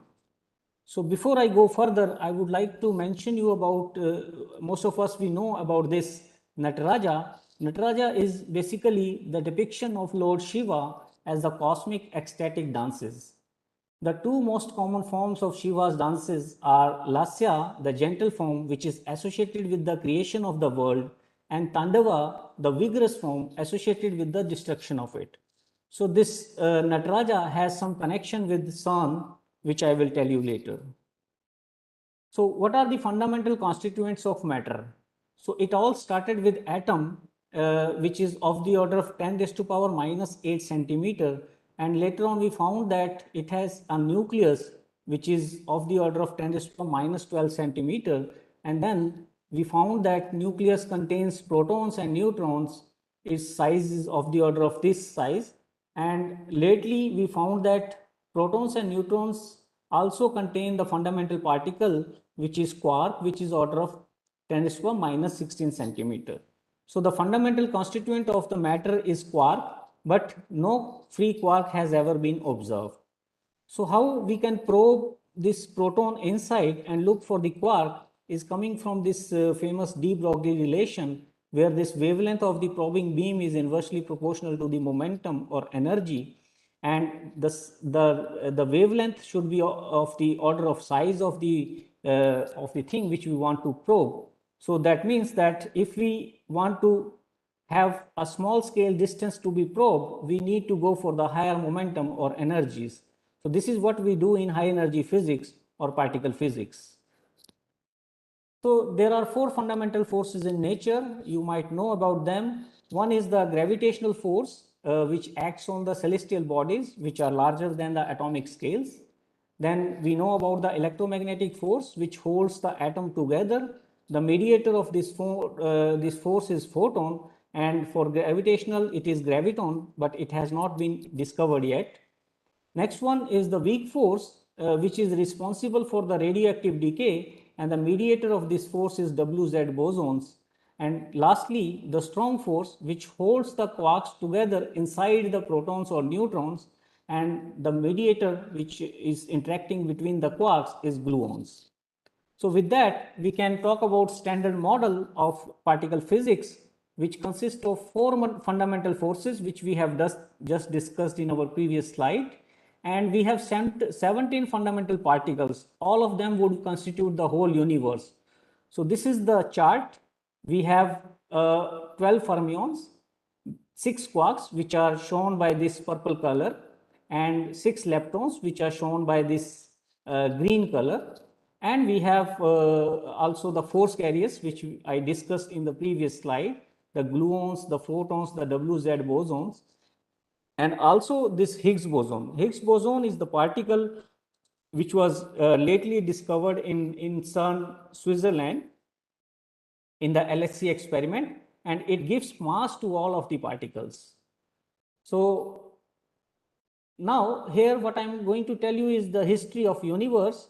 So we know that the universe started with a big bang, and at very early time, only quarks and gluons were free in the plasma state, which we call the quark-gluon plasma. And as the time passes, the universe got evolved. These particles get confined into other particles, and this is where we are today. So we are trying to look back into that particular era in our field to look for these particles. So there are different machines to probe for different length scales. You know that if you want to look for the human cells, which is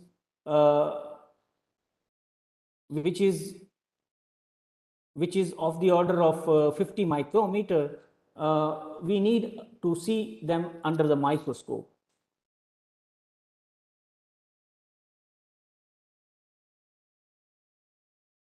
Just a minute, something happened to this cursor. Okay, so then if we want to look at the DNA structure, which is 2 nanometer size, we want to go towards the higher power microscope or the electron microscope. Then if you want to go further, for example, if you want to study nucleus, which is of the order of 2 Fermi, that is 10 to the power minus 15 meter, you would like to go towards the more powerful microscopes, which are called particle accelerators, and these are the places where these accelerators are located in India. And if you further want to go inside proton or neutron, which is of the order of 10 to the power minus 18 meter, you want to have a more powerful accelerator, which is one of the example is Large Hadron Collider at CERN, Switzerland. So why high energies are needed? Because we want to look deeper into the nature as per this relation of de Broglie. We want powerful microscopes.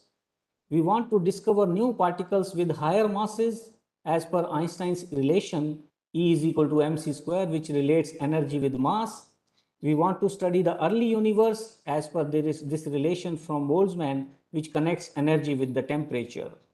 So high energies are achieved through this particle accelerator, which is called Large Hadron Collider at CERN.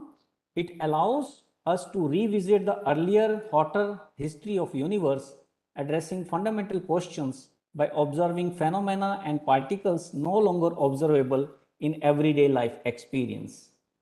So moving on to the CERN, which is a European Laboratory for Particle Physics, and CERN is located at the border of France and Switzerland. It is world's largest particle physics laboratory. It started in 1954, and CERN has various members, more than about 20 member states. India is an associate member of CERN since 2017. So this is the aerial picture of a Large Hadron Collider. This big ring, which you can see on the screen, which is about 27 kilometer, is called the Large Hadron Collider. In this ring, we have two beams of protons moving clockwise and anti-clockwise, and with the speed close to the speed of light, and they keep moving and they interact at various points. For example, point 1 here, point 2, point 5, and point 8. And at these points, we have installed our detectors to look at the data coming out from these collisions. So basically, there are 4 active detectors at the CERN. One is ALICE, CMS, ATLAS, LSCB.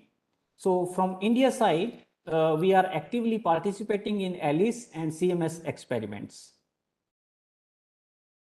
So this is another view of the Large Hadron Collider. As you can see, it is about 100 meters down the ground, and this is the ring which I was telling.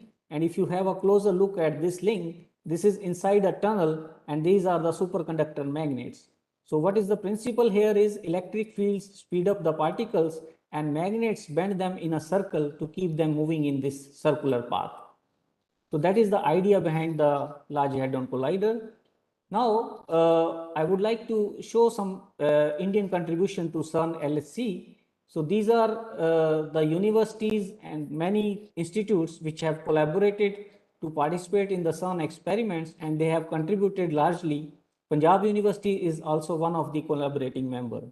So we have collaborated and participated in ALICE and CMS experiments. We have contributed to the construction of Large Hadron Collider, and also Indian industries have participated towards the CERN India contribution. There are some glimpses of Indian contribution. For example, for Large Hadron Collider construction, we provided corrector magnets to the LHC, quench heater power supplies, local protection units, and precision magnet positioning system, all for LHC, as you can see from this picture. And you can see here His Excellency Dr. APJ Abdul Kalam with the team which performed these things. Now, we also contributed in ALICE with the photon multiplicity detector, which is a completely indigenous detector. You can see the picture of ALICE detector here, and PMD detector is at this location which measures photons. This is the real picture of PMD detector, and this is the team which has went to the CERN to install the photon multiplicity detector there. And this is the team which went there for dismantling of this detector after the successful data taking. In ALICE, we have also contributed to the muon spectrometer. We have in the muon spectrometer, which is shown here, we have about 5 tracking stations. One of them is 100% made in India. This is the real picture, and this is the Indian team with this with one of the module. In addition, we have also contributed for the Manas chip, which is made in India in SCL Mohali. This Manas chip basically reads the electronic signal from the detectors. And I would like to mention that in addition to India, detectors from France, Italy, Russia also use this chip. So this is a great honor for us. Then in the CMS experiment, basically we are participating majorly in these detectors: outer hadron calorimeter, silicon pre-shower detector, resistive plate chamber. This is the picture of CMS experiment, and all these detectors which are listed here have contribution from India. For example, this is the real picture of a hadronic calorimeter which measures the energy of a given jet. Then we have a pre-shower detector. Then we have a resistive plate chamber which measures the muons and do the triggering of the detectors. Another thing which LSC is faced with is because it is a huge facility, and there is a big amount of data at LSC which we need to take care. So to do that, a new paradigm has emerged due to high demands of LHC. For example, processing, storage, and management of several petabytes of data every year needs pooling of resources.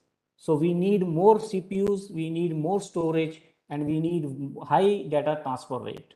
As a part of this, LSC has come up with this idea of worldwide LSC computing grid, and you can see here it has many tiers. So tier 0 represents the CERN data center, where the data recording takes place, reconstruction of data, and distribution to the outer tier, which is tier 1, which has 13 large computer centers. They have a permanent storage. They process the data, they do the analysis and distribute to the tier 2, which is the outermost layer of this system, which has 160 sites covering all over the world. So here what we do is there is a simulation and analysis. In addition to that, there is also called tier 3, where individual scientists access all these facilities from their local computing resources in their lab. So in this also, India has contributed to 2 tier 2 centers. One is VECC Kolkata for the ALICE experiment, and another is the TIFR Mumbai for the CMS experiment. So you can see these are some figures for the resources of ALICE and CMS in 2021, and there is a large amount of data we are dealing with. Okay, so next comes the physics contribution, which is actually the main goal of our experiments. For ALICE, we work on the heavy ion collisions. So two heavy ions collide, and we look for the coagulant plasma state and its properties. So there are many Indian contributions towards the physics goals of the ALICE in this direction. And also in CMS, we look at the PP collisions, where we look for the Higgs boson or new particle searches, and many contributions are there from Indian side in this directions. So now I would like to mention you about Indian industry contribution to CERN. Participation at CERN will definitely help industry development and for the economy of the country. So here are some list of Indian industries which have contributed to CERN. These are the specific contributions, and these are the projects where they have contributed. So currently we have 71 Indian industries registered to CERN. 45 of them have been involved in the tendering processes, and 10 of them have got the contracts about 3800 kilo KCHF. So this Indian CERN industry participation is going further. In addition, as a spin-off, CERN also has provided many societal benefits. We all know we are talking through internet. I am talking to you with internet. So this World Wide Web, WWW, was invented in CERN by Sir Tim Berners-Lee. And what was the need? It was driven for better communication among scientists around the world.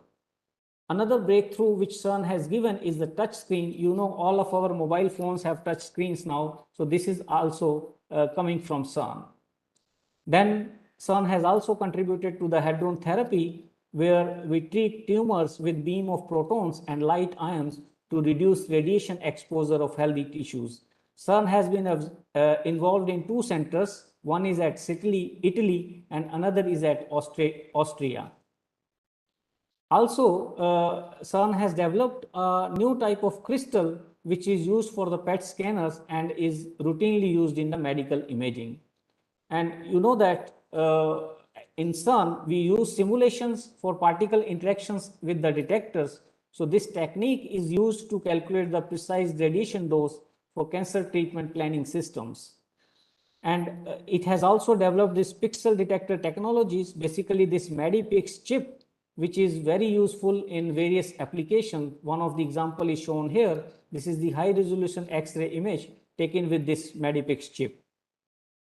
So coming back to Nataraja, so this is a statue which was unveiled in the CERN in June 2004, and I would like to mention a quote from Fritjof Capra, who is a scientist as well as an author. He says that modern physics has shown that the rhyme of creation and destruction is not only manifest in the turn of the seasons and in the birth and death of all living creatures, but is also the very essence of inorganic matter.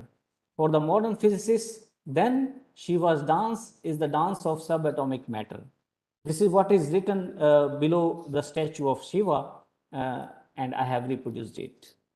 So finally, I would like to say that participation in basic science research at CERN is a big opportunity because it gives us chance to work in the frontier research, which is a very fast growing field. It gives us a chance for the industry involvement, knowledge transfers, which will lead to the economy boost of the country. It gives us chance for the human resource development, a very highly trained manpower. It also allows us for the international collaborations to connect with various nations, and as a spin-off, it gives us societal benefits. So all these steps will be a step towards the Atmanirbharata, which we are talking about. So I would like to conclude my talk by saying that investment in basic research is like buying an insurance policy, and we must invest in it. So all of you are encouraged to join our efforts in CERN experiments. You can contact me further. So thank you for listening. Thanks. Thank you, sir, for sharing the deep insights of the CERN project and making all of us proud in sharing India's contribution towards allies and CN. So moving forward, now next I would like to invite Dr. Amit Kulshrestha, Associate Professor at Department of Mathematical Sciences and Dean International Relation and Outreach at the ISER Mohali. Prior to joining ISER, Dr. Amit was a visiting scientist at the Indian Statistical Institute, Bangalore and Delhi, and obtained a postdoctoral research at University Catholic Leuven, Belgium. He has done his PhD from Tata Institute of Fundamental Research, Mumbai, in the broad area of algebra. His research interests include central simple algebra, quadratic forms, linear algebraic groups, and world map on groups. He has a deep passion towards literature, but Hindi literature, particularly poetry. So we are very lucky to have you with us, and I invite you to please share your views on mathematization, social and technological perspective. Over to you. Yeah, thank you, Punjab State Science Council, for inviting me. I hope my screen is visible. I am audible and I am also visible. Yes, sir, you are visible in your screen as also. Okay, thank you so much. Yeah, so as thanking the Punjab Council, especially Dr. Jitendra Arora and Dr. Tapinder Bakshi for inviting me for such a great discussion on Atmanirbhar Bharat. I have chosen to speak on mathematization. So this terminology may not be very well known, and I think this is one of the keys which will play a role in our quest for Atmanirbharta. And I'm going to demonstrate how the need for mathematization is going to interact with social and technological issues. I'll start with this picture. I guess everyone has seen this, right? What I'm holding right now in my hand. This is a Rubik's Cube, which everyone has seen, and it actually contains lot which can address what you may call the problem of innumeracy. So let me just explain what it is. If I ask you in this particular toy, you can change states, right? You can change the configurations. There are so many configurations possible. So Rubik's Cube was invented in around 1970s, and the company which was making the original Rubik's Cube was called Ideal Toy Company. The company continued its business for about 90 years or so. It just closed down maybe about 2 decades ago.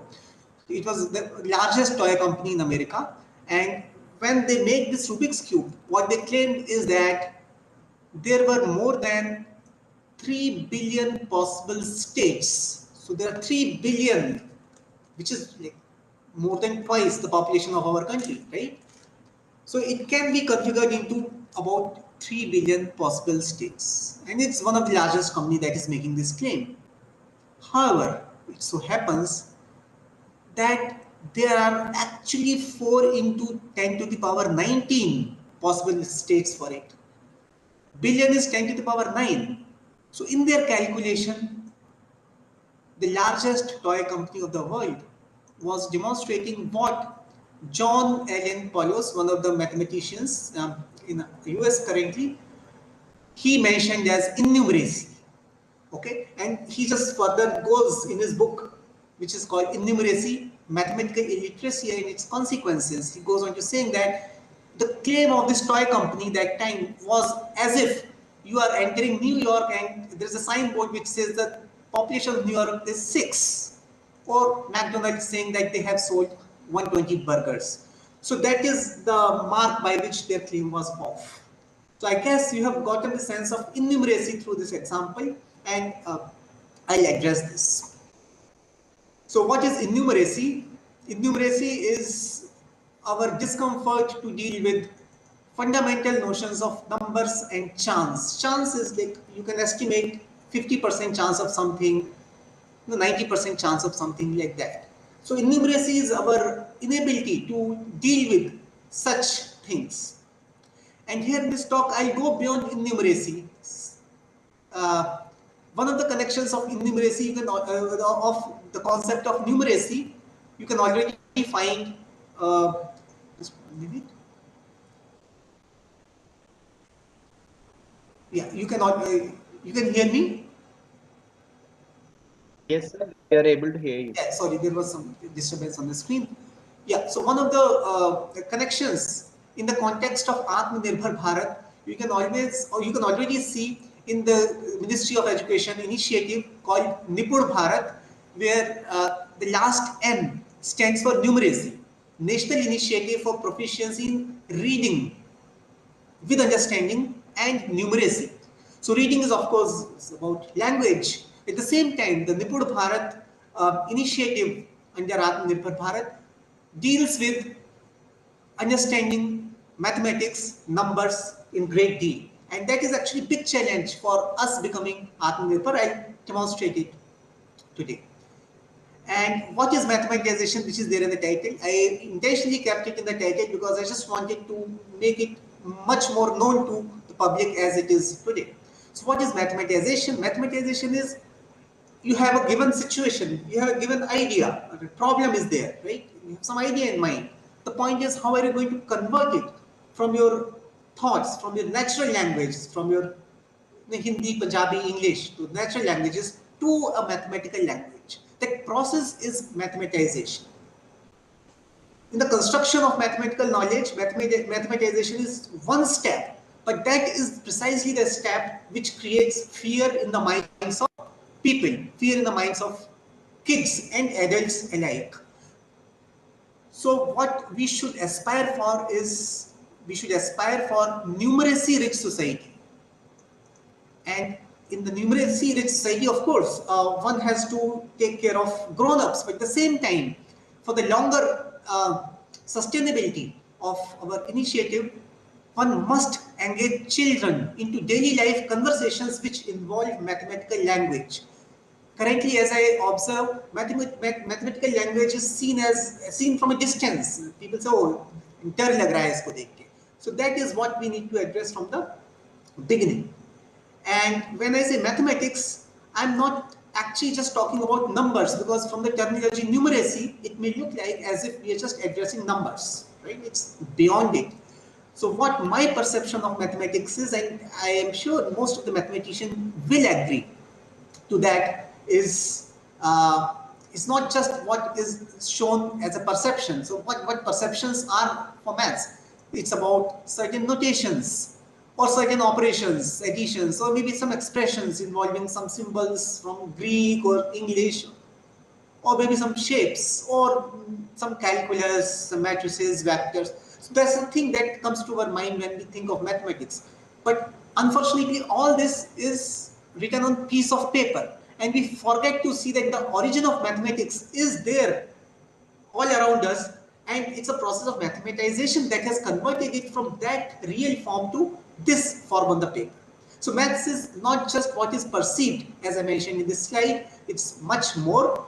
What exactly would I have my perception for maths is maths is understanding patterns in a given context.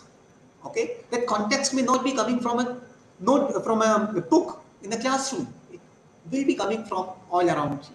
So understanding patterns, asking questions and attempting to answer them.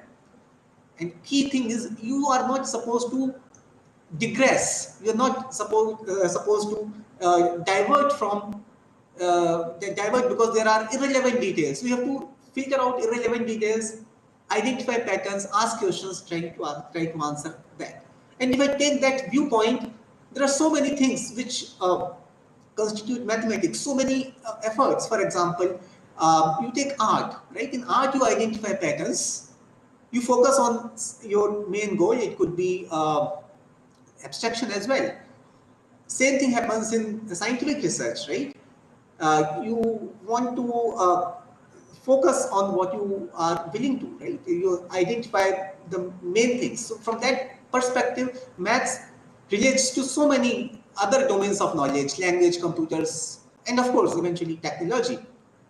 So what I wish to say through this slide is that if we wish to be Atmanirbhar, then it will require mathematics in a form that can be calculated, right?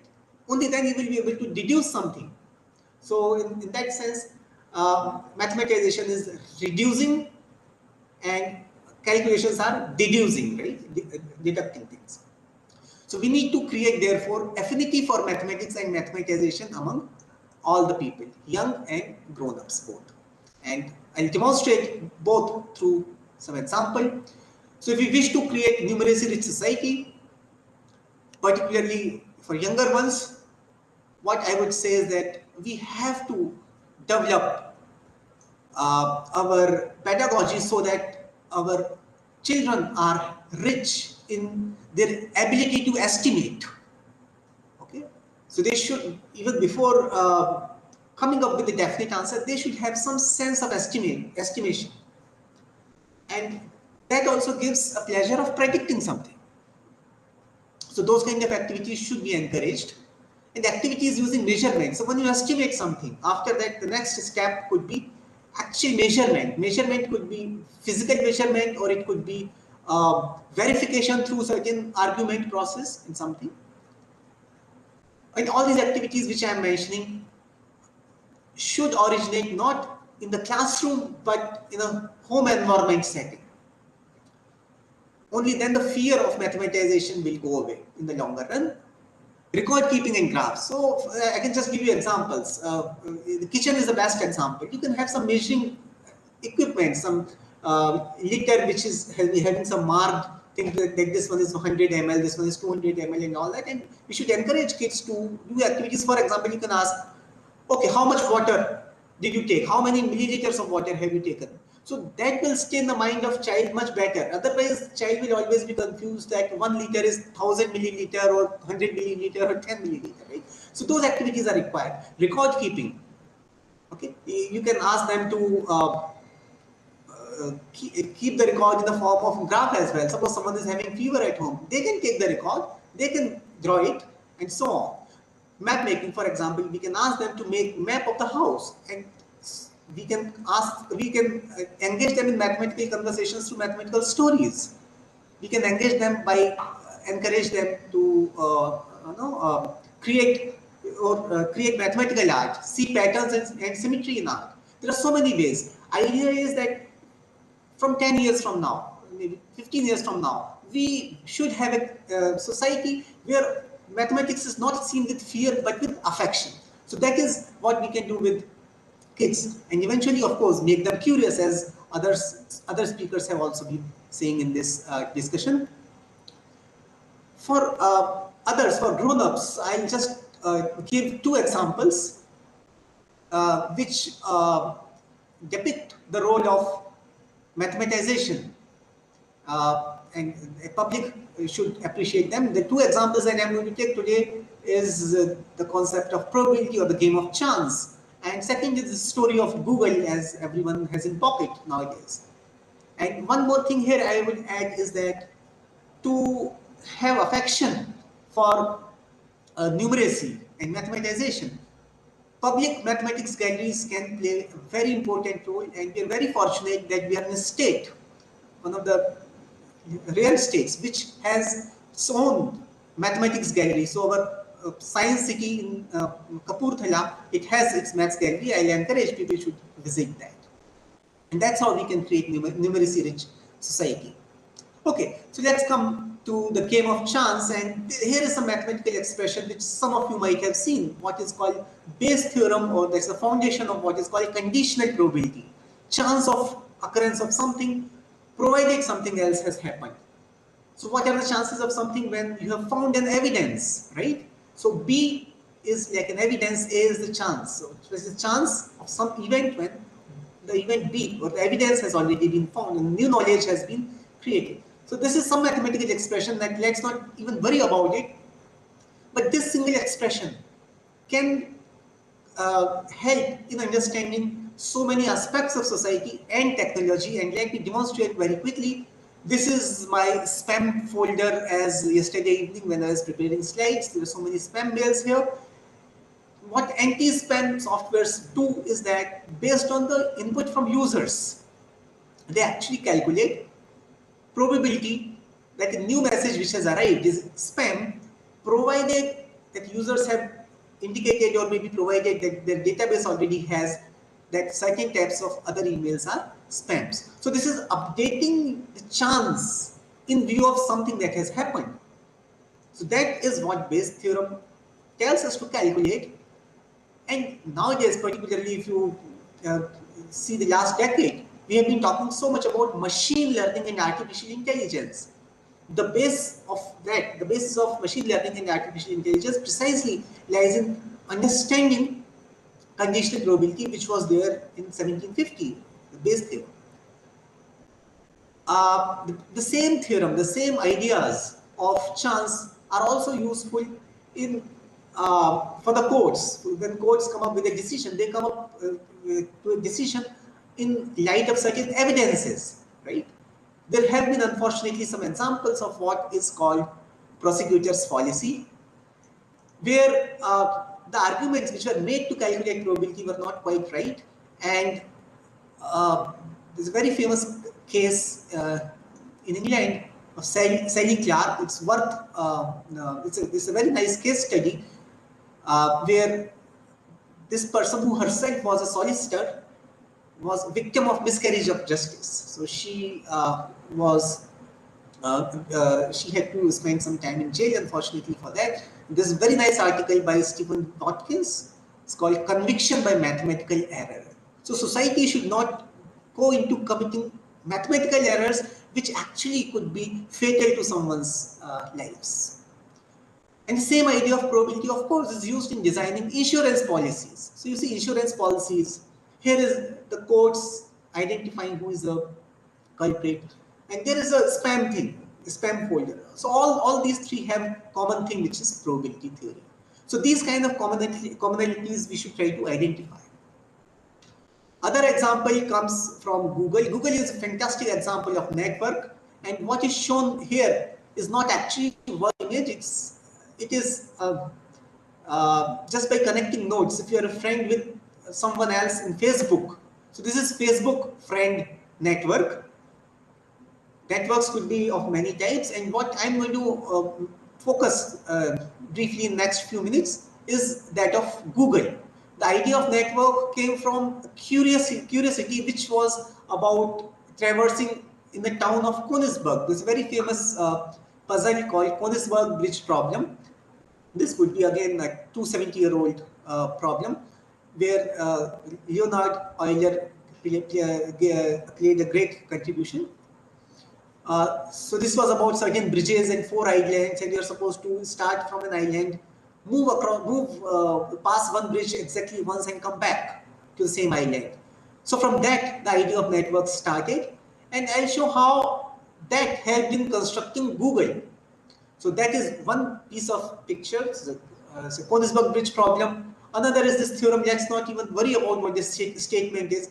It says that under certain conditions, a unique eigenvector exists. You don't need to know what eigenvector is, but just there is some theorem in mathematics which was created in 1908.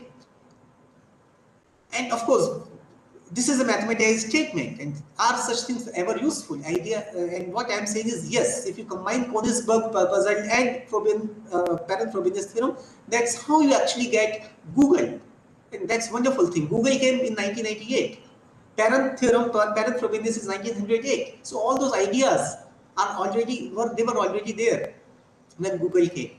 I'll just show you pictures of these founders of Google, Larry Page and Sergey Brin. They were actually undergraduate students, and they came up with the idea of mixing these two.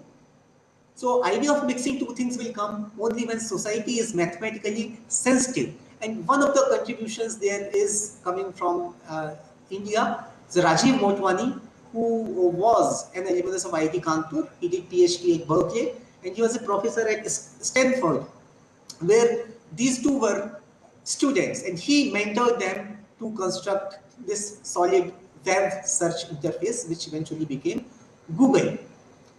And the idea of Google was based on networks. And just as a sample, I'm showing you a very small network. And the key thing in the Google search is which pages are important. And it relies only on two principles. So this is natural language, right? Natural languages in English says important pages are the ones which are recommended by other important pages. And other thing says if a particular page recommends many pages, then the value of its recommendation goes down. Recommendation meaning there is a web page which is putting a hyperlink which is referring to other thing. So that is called recommendation. Now this English language idea, how to translate into mathematics, that is process of mathematization, and process of mathematization for Google actually helped them to connect the problem with 1908, that Perron-Frobenius theorem, and they came up with one of the greatest discoveries of last century, I would say, Google. There are so many algorithms. Facebook also uses a similar kind of algorithms where they use what are called matrices. I'll just stop. I'm running out of time. I'll just stop by showing you two more slides. This one is information about one very wonderful essay which again Wigner wrote. He was a Nobel laureate in physics, and the essay is called Unreasonable Effectiveness of Mathematics in Natural Sciences. So mathematics surprises you by its effectiveness. And as of now, one of the most crucial obstacles in making people appreciate the effectiveness of mathematics is the lack of mathematization in society. I think that's what we should address. This is wonderful, and whenever I watch it, I am amused that you can put mathematics in people's pocket. The picture is, well, this is a Deutschmark, which used to be currency in Germany before Euro took over, I think 2002 or something. And the person is Gauss, the famous mathematician, physicist, and so on. Deutschmark used to have, it's a mathematical graph. It's a graph of what is called normal function or Gaussian function, and its equation is there, and somewhere pi is there, E is there, sigma, those things. Right? When this thing is right in the people's pocket, people. So there's no surprise that Germany was so much technologically sound, because they were talking about, they were not scared of these symbols, they were not scared of mathematization. So through that example, I would say that if we have to achieve Atmanirbharata, then we have to have very strong sense and very great affinity of mathematization among the people, young and old alike. So with that, I stop. I'm already done. I'm done with my 20 minutes. Thank you so much. Thank you, sir, for your inspiring talk on the need of creating numeracy in society to increase the affinity of mathematics and mathematization among countrymen. So moving ahead, now I would like to invite our last speaker of the day, Professor Ashish Pal, Scientist F, Chemical Biology Unit at INST Mohali. Professor Paul has obtained his doctorate from the Department of Organic Chemistry, Indian Institute of Science, Bangalore. His research interests include supramolecular chemistry, dynamic covalent chemistry, hydrogel, and nanocatalysis. Dr. Ashish has been conferred with the Young Scientist Award from ECOS, and he is also associated with the Journal of Material Nanoscience and Applied Nanomedicine as editorial advisor. Sir, I cordially invite you to deliver a talk on chemistry, a basic tool for future technology. Over to you, sir, please. Yeah, thank you, Dr. Akhil, for your kind introductions. Is my screen visible and am I audible clearly? Yes, sir, you are visible and your screen is also visible. Please continue. All right. Okay. So at the outset, I would like to thank Dr. Jatinder Kaur Arora and Dr. Dipinder Kaur Bakshi for inviting me to share our thought about how chemistry can be used as a basic science tool for future technologies. And this is pretty much relevant because in our institute we deal with this is Institute of Nanoscience and Technology, and this is one such institute where science and technology, that means the science and how to valorize such basic science into a technology, that goes hand in hand. And I think this is important. And as some of our previous speaker has rightly pointed out, the need of this basic science for making Atmanirbharata by utilizing the technology. And I think I will recall the semantic tree shown by Dr. Felix, where you show that if you don't have a very strong foundation of basic science across any of the field, I would talk about chemistry here. So the technology you would develop, that would not be sustainable, and you would probably not be able to do modification or improvise it, provided you so that's very, very important. And I think what I will do is that in my this 20 minutes lecture, first 8-9 minutes, I will talk about the basic idea about how chemistry is very important, and how one of the technology, which is nanoscience and technology, how chemist can play a very important role towards it. And towards the end, now since many of the people have already talked about introduction, I would take the liberty that I would go little bit more in specifics from our domain. As a I'm a chemist, but in a chemical biology unit, how we can actually, using basic science, how we can develop technologies which would be useful. All right. So just a brief introduction about this institute. This institute is rather young institute, and as you can see, this is our new building, and we have got an auditorium, and so let me just put the pointer. Yeah, so we have got also central instrumentation facility, where we talk about uh, where we have state of the art instruments, and if you happen to use them, you can always write to us and use them. And if you have some curiosity and you want to do and you want to use the machine, you're most welcome to come over here. Now, another important thing, if you see, we have got 3 specific research units, and these are chemical biology unit, energy environment unit, and quantum material and device.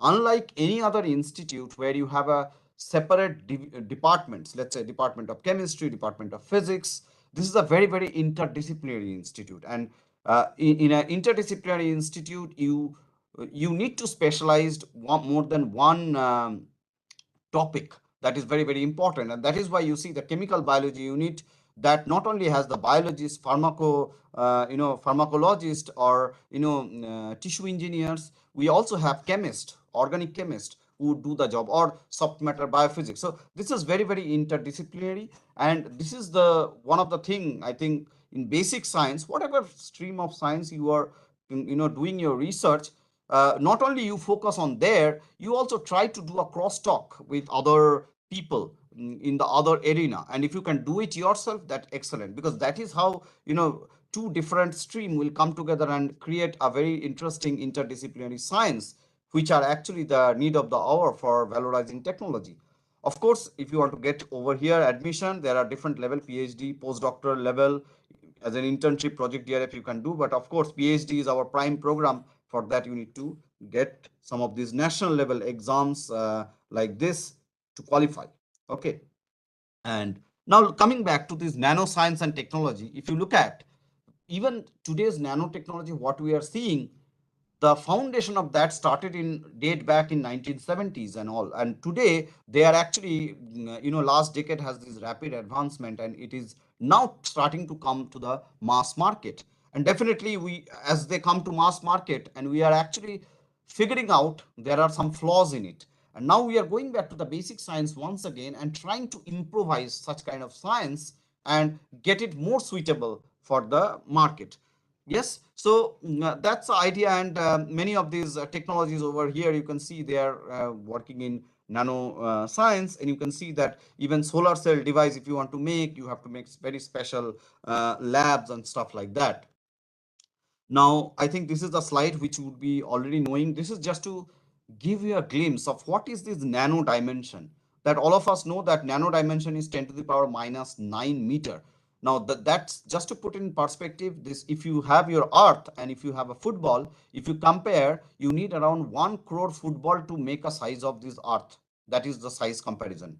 Now, if you take a football and if you take, the allotrope of carbon, which the fullerene C60, that is also a sphere model. So if you want to do this comparison between football and this, you see they will be like, you need 100 crore such fullerene you need to make one football. So you can see when you talk about, and the fullerene is actually one of the first nanomaterial which or carbon allotrope that came out, and which has this around 0.7 nanometer size. So you can look at the size comparison. So that's the kind of level we are talking about. That's the size. And typically, being a nanoscientist, when you talk about nano, then it should be something between 1 to 100 nanometers, strictly speaking. But many people, they also say nanometer, 500 nanometer is nano, but then it's actually a submicron dimension.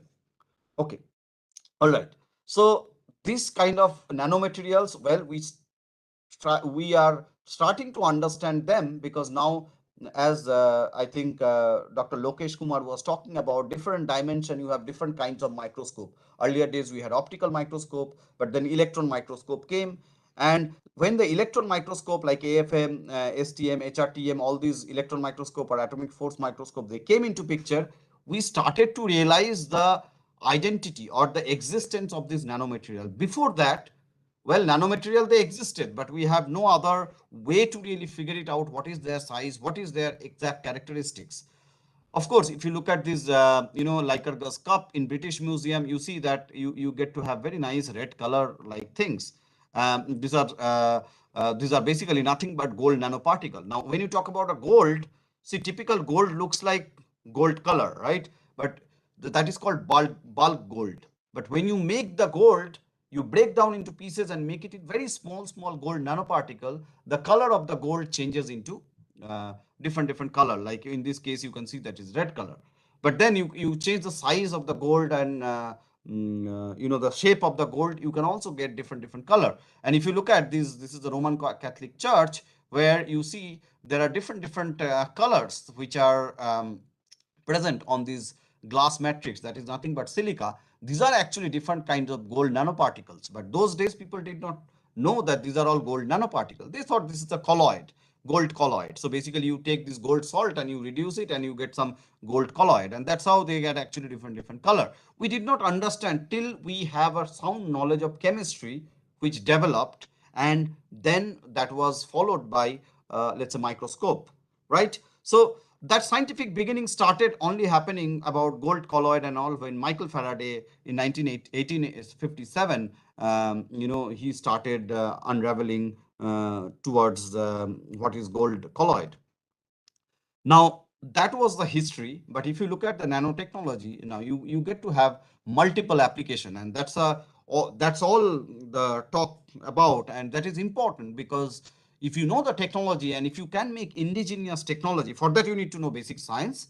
You can actually make this country Atmanirbhar. That is very important.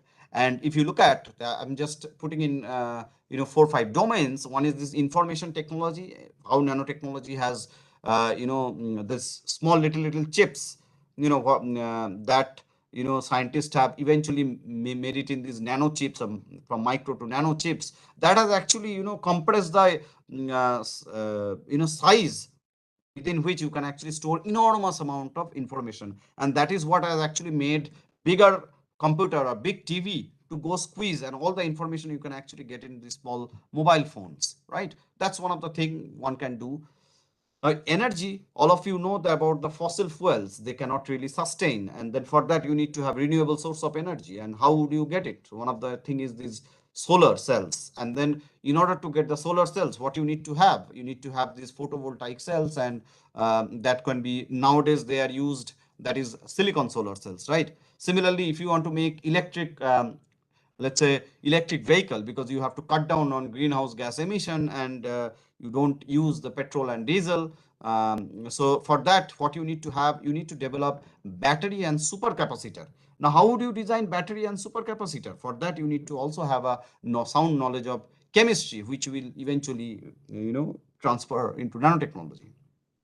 Now, these are two different domains, but now looking at the the biology aspect, of course, the medicines, as someone was talking about the drug molecules and vaccines, these are also very, very important.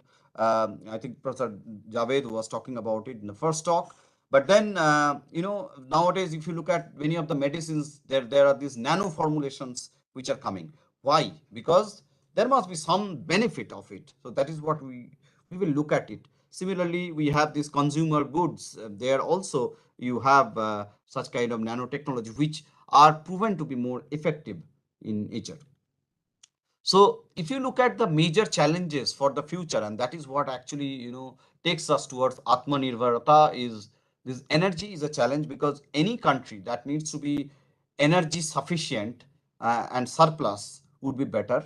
Okay. Second thing is environment, because yes, you may be energy sufficient, and but if you develop a lot of these carbon dioxides, and if you are not a carbon neutral economy, that's not also really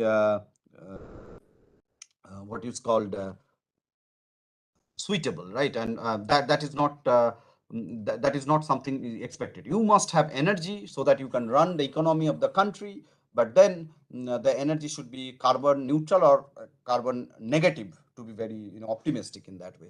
Similarly, I think security is the major challenge, and how we can use technologies towards security challenges, that is very important. And all these things, even food, then disease control, these are all things can be done by the nanotechnology. But the question is, how chemists can contribute as nanotechnology? That is something very important for us to understand. Now, let's look at the few case studies. One of these is solar cell efficiency. And earlier days, not earlier days, till now, the prevalent solar cell which we see, these are all silicon solar cells, right? And silicon solar cell has this N-type, P-type, N-type and P-type, and if you put them together, then there is this electron transfer which happens, and that actually flow of electron, that kind of gives the solar cells, you can actually convert the photon into the electric current, right? And that's how you will generate electricity. But then problem is, the silicon solar cell which is prevalently used, that is actually having very low efficiency. Now you can see that in the lab scale it might show that 20% or something like that, but if you talk about in industrial scale and whatever we use, the silicon solar cells, photovoltaic cells, they have hardly an efficiency of around 10%. That means if you are getting 100 photons which are coming from sun, you can only convert 100 of the photons into the electric current. And that is probably the reason, if you want to really use heavy machinery, or so with that you can run light and fan, but if you want to run heavy machinery like AC or some pump or stuff like that, in order to generate that kind of power, or electricity, the voltage, this thing power, you need to actually have much more bigger area of solar cells so that you can generate that power. The other way of going towards it, that can you now make a next generation solar cells where you replace the silicon and make it a better one? Maybe can you push it from 10% to 50%? Then in the same area you can actually generate 5 times more energy. And how would you generate? And for that you need to have a sound knowledge of inorganic chemistry and how to really tweak the crystals. So you can see that there are many of these gallium arsenides, cadmium telluride, these are different solar new generation solar cells materials which are coming out. Similarly, there is also something called perovskite material. Okay, so these are all inorganic material which are coming out, And of course, there are also organic, solar cells, dye-synthesized organic solar cells. They are also coming out, but there are number of things. So you need to have a sound knowledge of inorganic chemistry and also the organic chemistry. But remember, there are also challenges. The challenges is that, if you talk about perovskite solar cells, yes, you might have 3 times more efficiency as compared to silicon solar cell. That means you can generate 3 times of more energy. But the problem is that perovskite solar cells are prone to get destabilized based on the moisture content in the air, or there can be oxidation, stuff like that. So what you need to do is that you need to protect it. Now, how do you protect it? For that, you need to have a protecting layer. So these are areas where one can actually work. You can have an organic chemistry specialization, you can still do something on that.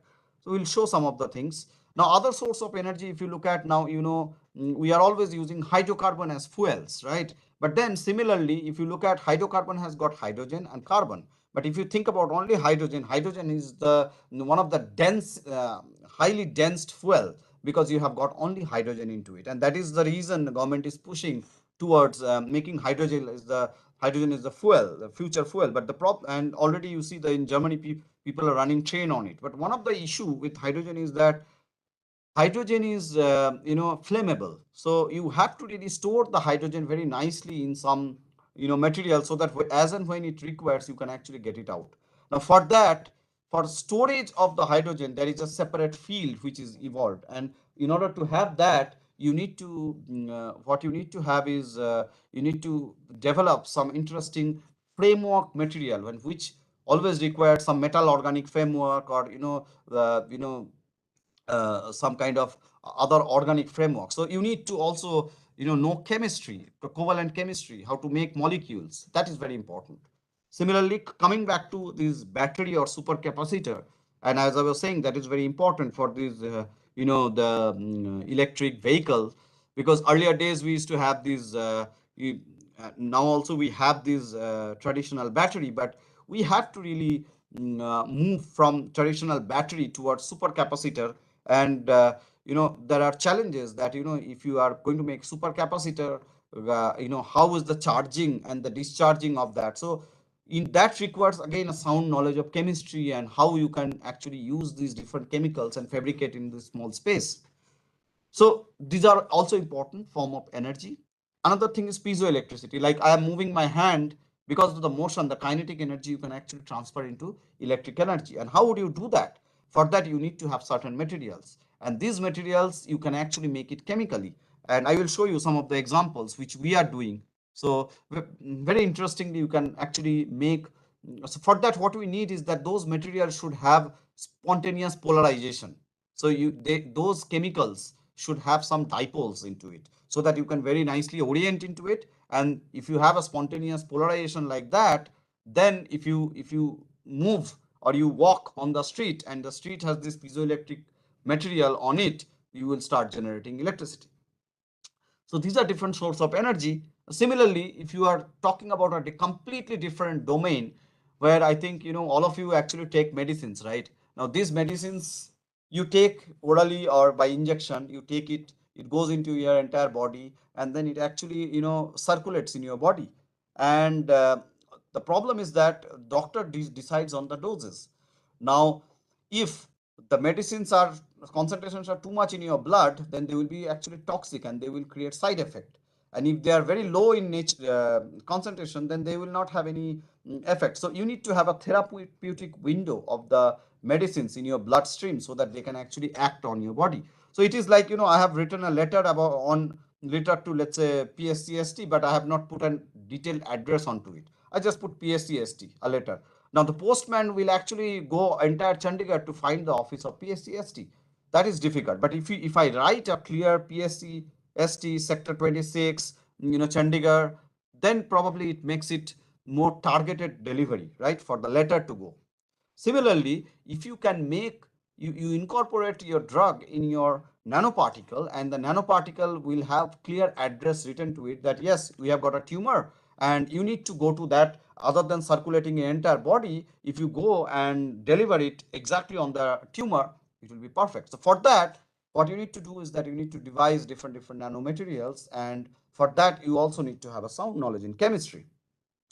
All right, so these are different things I just discussed in the introductions. And now if you are going to make these nanomaterials, you have to really get inspiration from this 1959 Richard Feynman, very important lecture, Feynman lecture on nanotechnology. He said there is plenty of room at the bottom. That means the smaller material you can do a lot of things. And this was really more than 60 years ago. And then I fondly remembered that, Chemistry Nobel Prize in 2016, where these three gentlemen were awarded for making this nano car or nano lift. Now what are these? These are all nothing but small molecules. Now if you use some external stimuli, in this case you can see that Joseph Ben Feringa, I had a very nice association with with him in University of Groningen in Netherlands.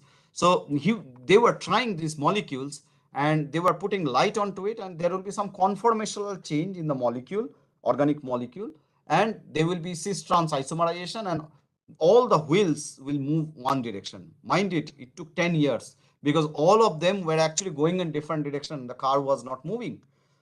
So finally they made that, and then all the wheels, so they did this molecular tweaking, and that also came from this basic organic chemistry, sound knowledge in that.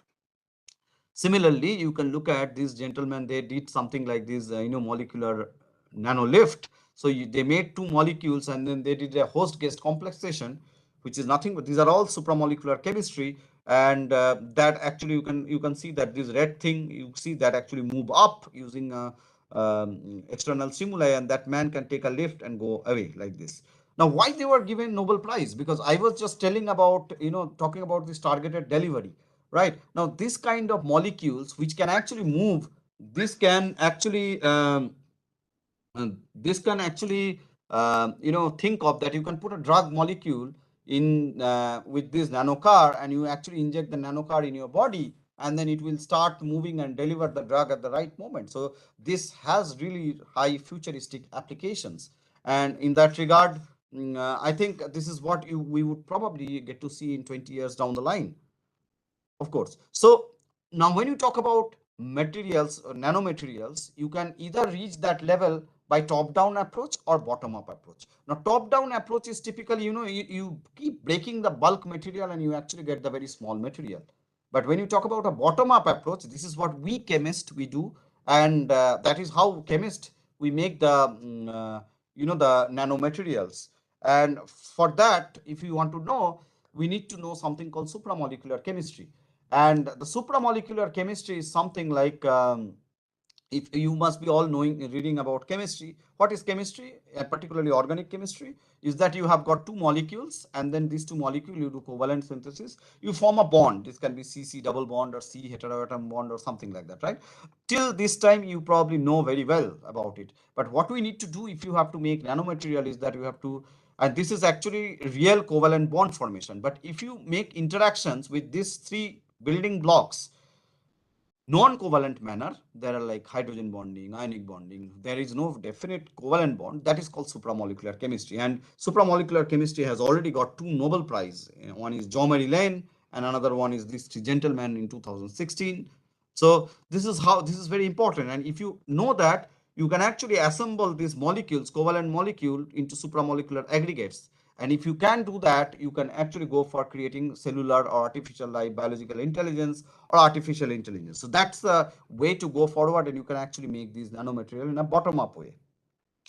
So with this, I think I'm already in the second part of my talk, and in 5 minutes, I just want to show, without showing much in details, I want to show you some of the glimpse, but this is the important slide just to show how we are contributing in this, being a chemist, completely being a chemist, how we are contributing into making different technologies. And in our group, we not only have organic or polymer chemists, peptide chemists, physical chemists. So these are all chemistry domain, but we also, extend our knowledge into soft matter, biophysics, biology, pharmacology, biotechnology, and also we take help from the theoreticians. So what we do is that we make, just looking at the, protein. Now, all of you know the protein actually folds and make a very native structure of protein. So we take inspiration from that and we try to understand that, can we really mimic that part? So this is all curiosity driven research. So we basically look at nature, how natural material they perform, and we try to understand how, but why it happens, and how can you do that. And for that, what we do is that we make a synthetic polymer chain, apply some stimuli, and can we really fold that into small nano materials or nanoparticles. So this is what you can see some of these examples. Now using that technique, that you are cross-linking such things, and you are if you are forming a film or something like that, we are trying to do something called self-healing, and a lot of these different applications, and these are people we are working on.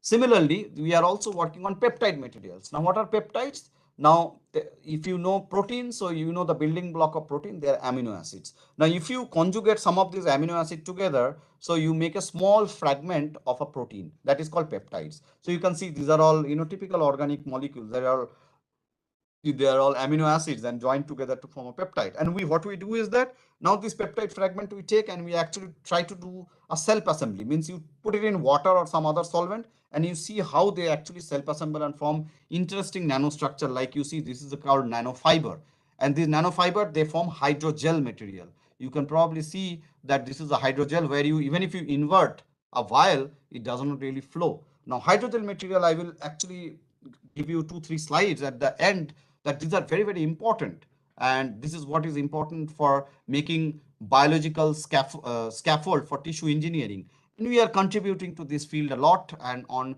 different these are whatever we do in our lab. I don't have time in 20 minutes to go and look at the different basic sciences to it, but all these different terminology which I have put, these are all based on basic science. Being a chemist, what we are trying to do, but then we are also extending it to the technology.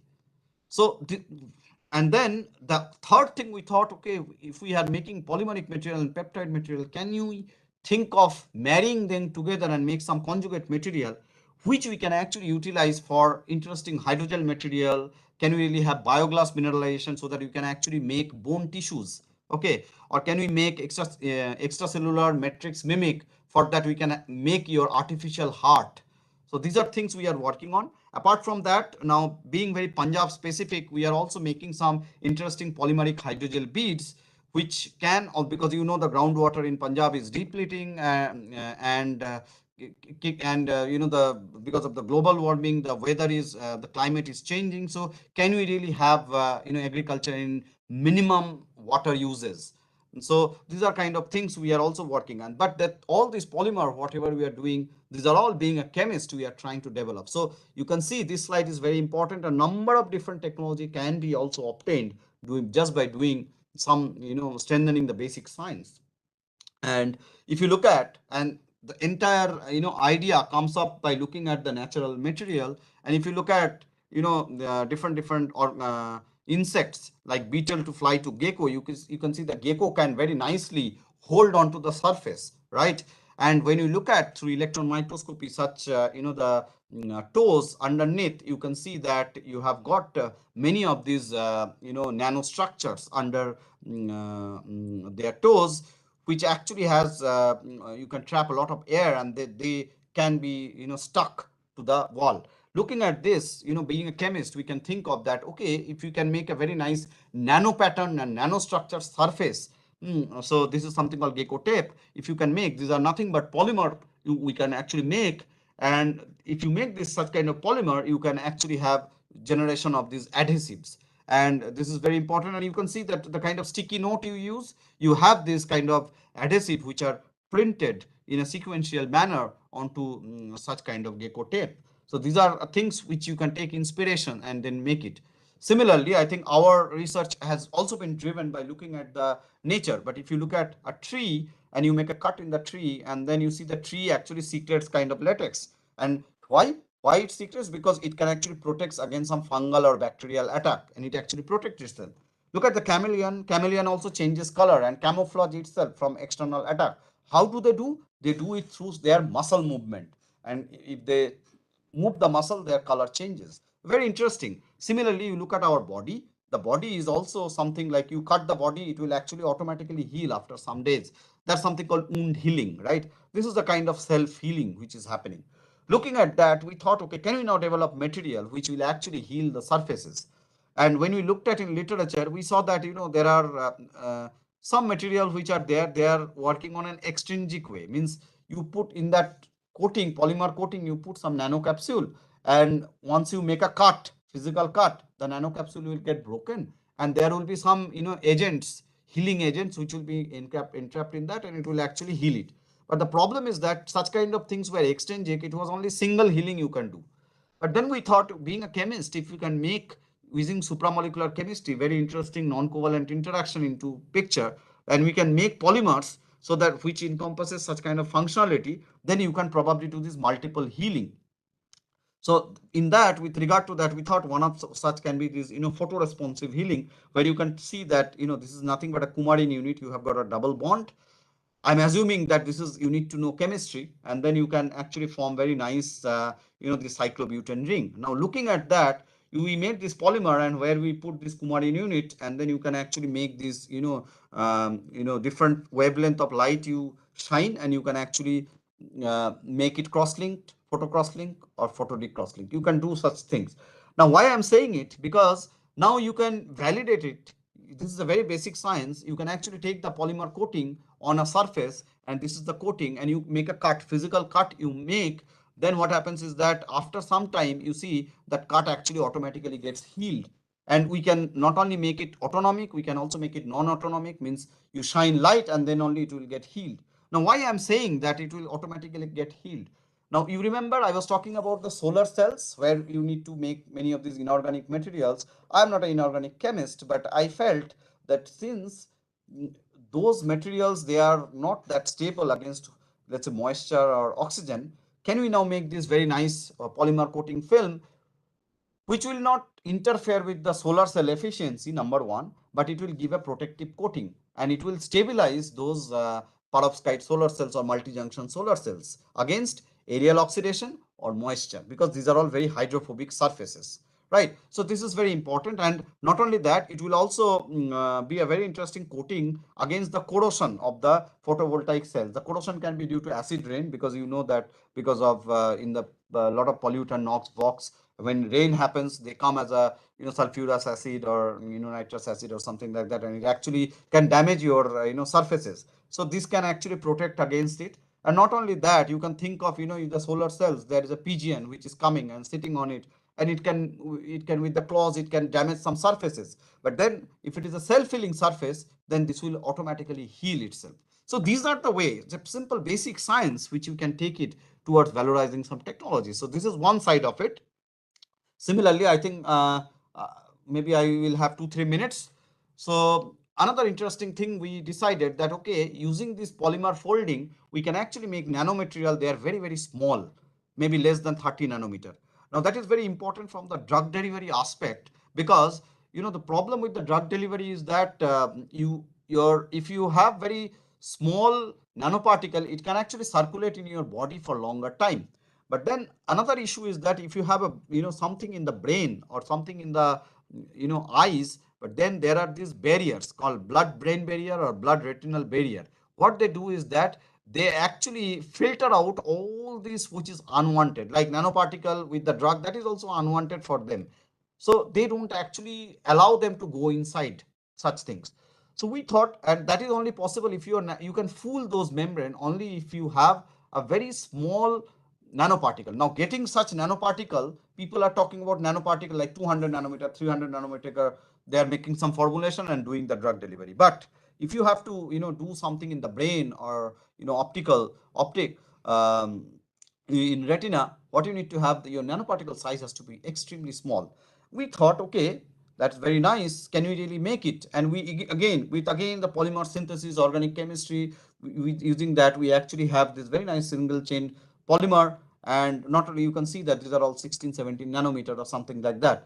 Not only that, you can actually make this polymer chain fold or unfold, and it can stay in a different state.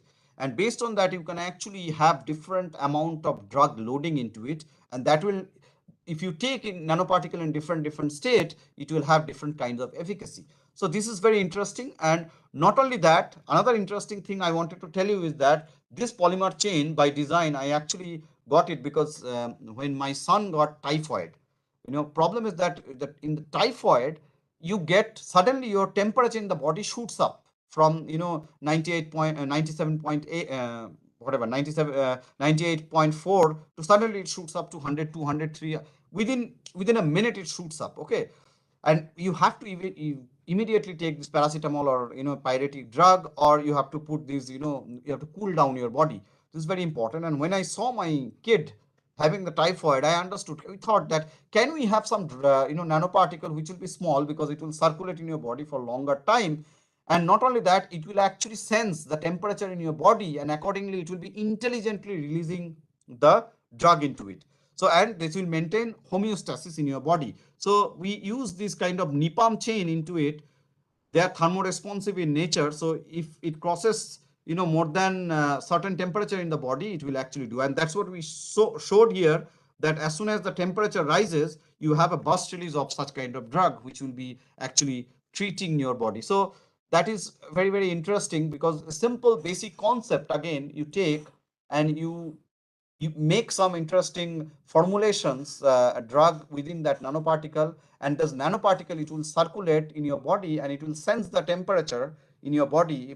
If you are getting fever in typhoid or so, then it will start automatically releasing. So you don't have to really look for paracetamol, where is it, and all these things.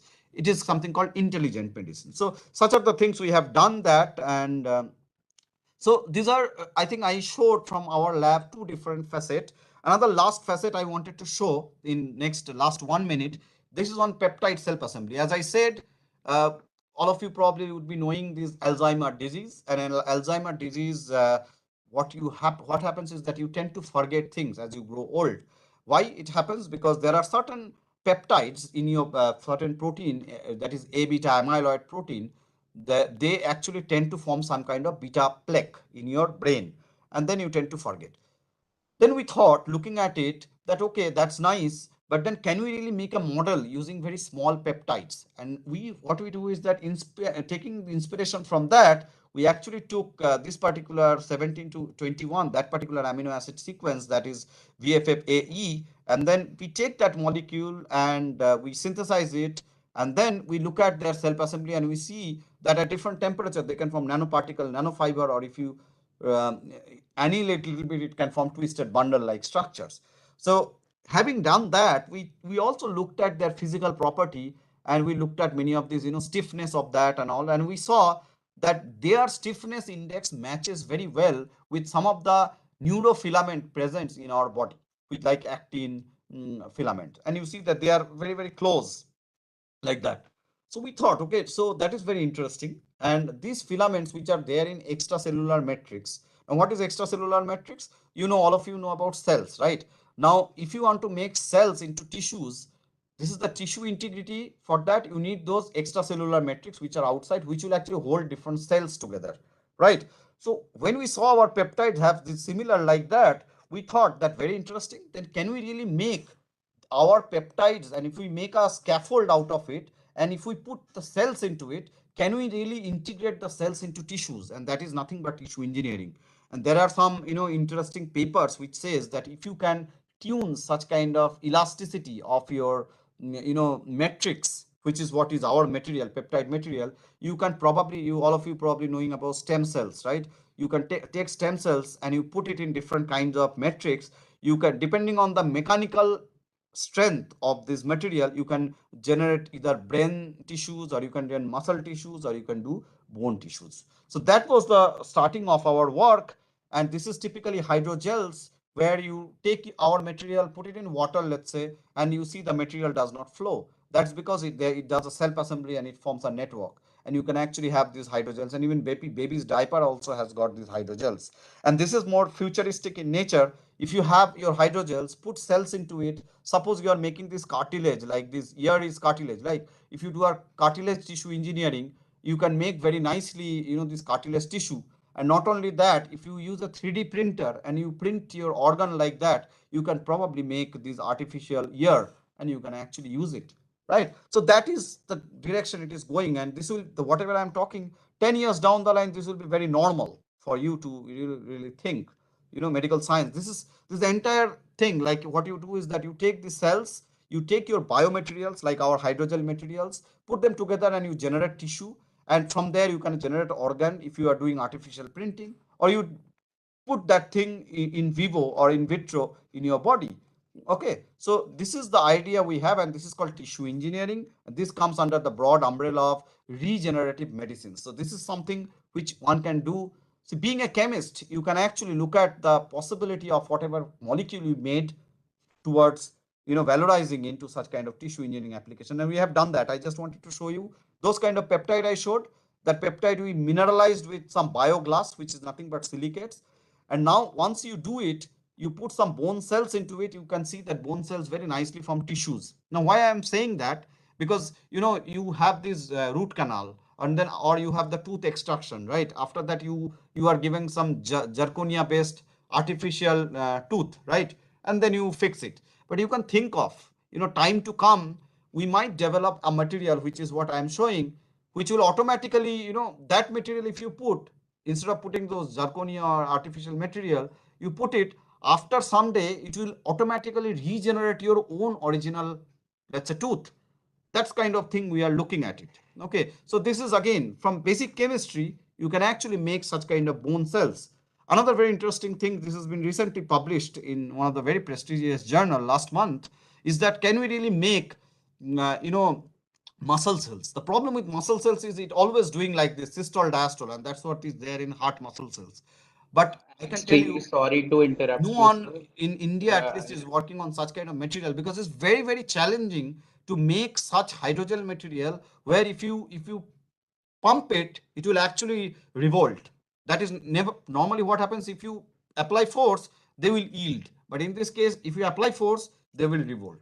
They will actually give you back, something like that. So this is something, again, using this kind of polymer and peptides, which I just was talking about, you can make, and this actually gives very interesting such kind of behavior. And we are now thinking that we would take such kind of material into generating something like heart muscle cells and stuff like that. And more importantly, all this peptide material, they have very nice dipole moment.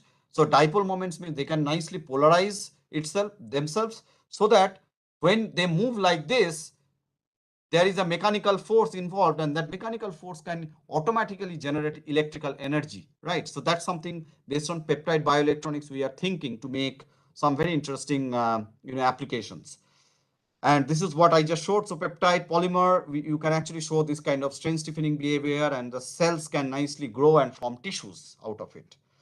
So at the end, this entire little bit work I showed in last 7-8 minutes, they were by the active collaborations and all my motivated students. And I think I would like to thank all of you for patiently hearing whatever I had to say regarding how chemistry can be utilized as a basic science for valorizing technologies. Thank you. Thank you, sir, for sharing the key facilities available at INST and highlighting the role of chemistry Yeah. in devising and improving the sustainable nanotechnologies. As we approach towards the closing ceremony of today's Vigyan Utsav, I invite Dr. Dapinder Kaur Bakshi, Joint Director, Research and Startup Facilitation and Coordinator Patent Information Center of PACSD, to present the formal vote of thanks. Over to you, ma'am, please.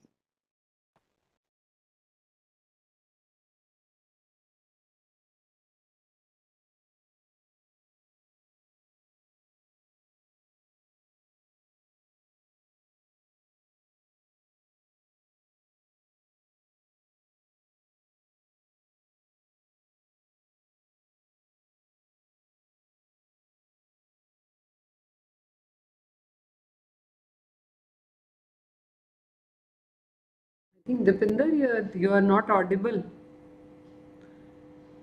Akhil, you can check with her connection.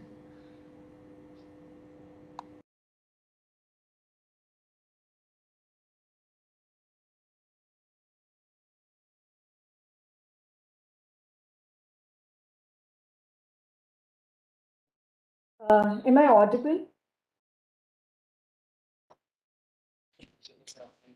Now you are audible, Dipinder. Okay, I'm sorry. I think there was some glitch. So I just want to say it was a very, very powerful session. And as we come to the closing ceremony, we are very, very thankful to all the experts. Uh, With this content, I would like to say that the year 2022 has been dedicated as an International Year of Basic Sciences for Sustainable Development, a call which has been given by United Nations, and further urging all the global, national, and the regional scientific organizations, institutions, academia, and individuals to take the moral responsibility to raise awareness about importance of basic sciences, not only for achieving the sustainable development goals, but also in accordance with the national priorities. And for us, for India, that is an Atmanirbharata and the self-reliant India.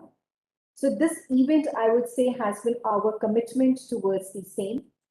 And the vision behind this event and the entire Vigyan Utsav series, which commenced across the entire nation from September 2021 pan-India, is a brainchild of Department of Science and Technology, Government of India, along with the state S&T councils. I take this opportunity to express my gratitude to Dr. Diphtheria Cases, advisor, Department of Science and Technology, for leading this from the front, along with his team, Dr. Rashmi Sharma, for weaving the threads of the concept and supporting this event. Though he could not join today, but his constant support has been there with us. Before moving forward, I would also like to quote the words of an Isaac Newton, which we all know was the greatest mathematician and the physicist of all the times, and amongst the most influential scientists who gave us calculus, when he put in the words like that: science builds upon the previous works, with the thinker standing on the shoulders of a giant, expressing beautifully how the applied sciences and the current technological breakthroughs have come from the seeds of the basic sciences and the fundamentals.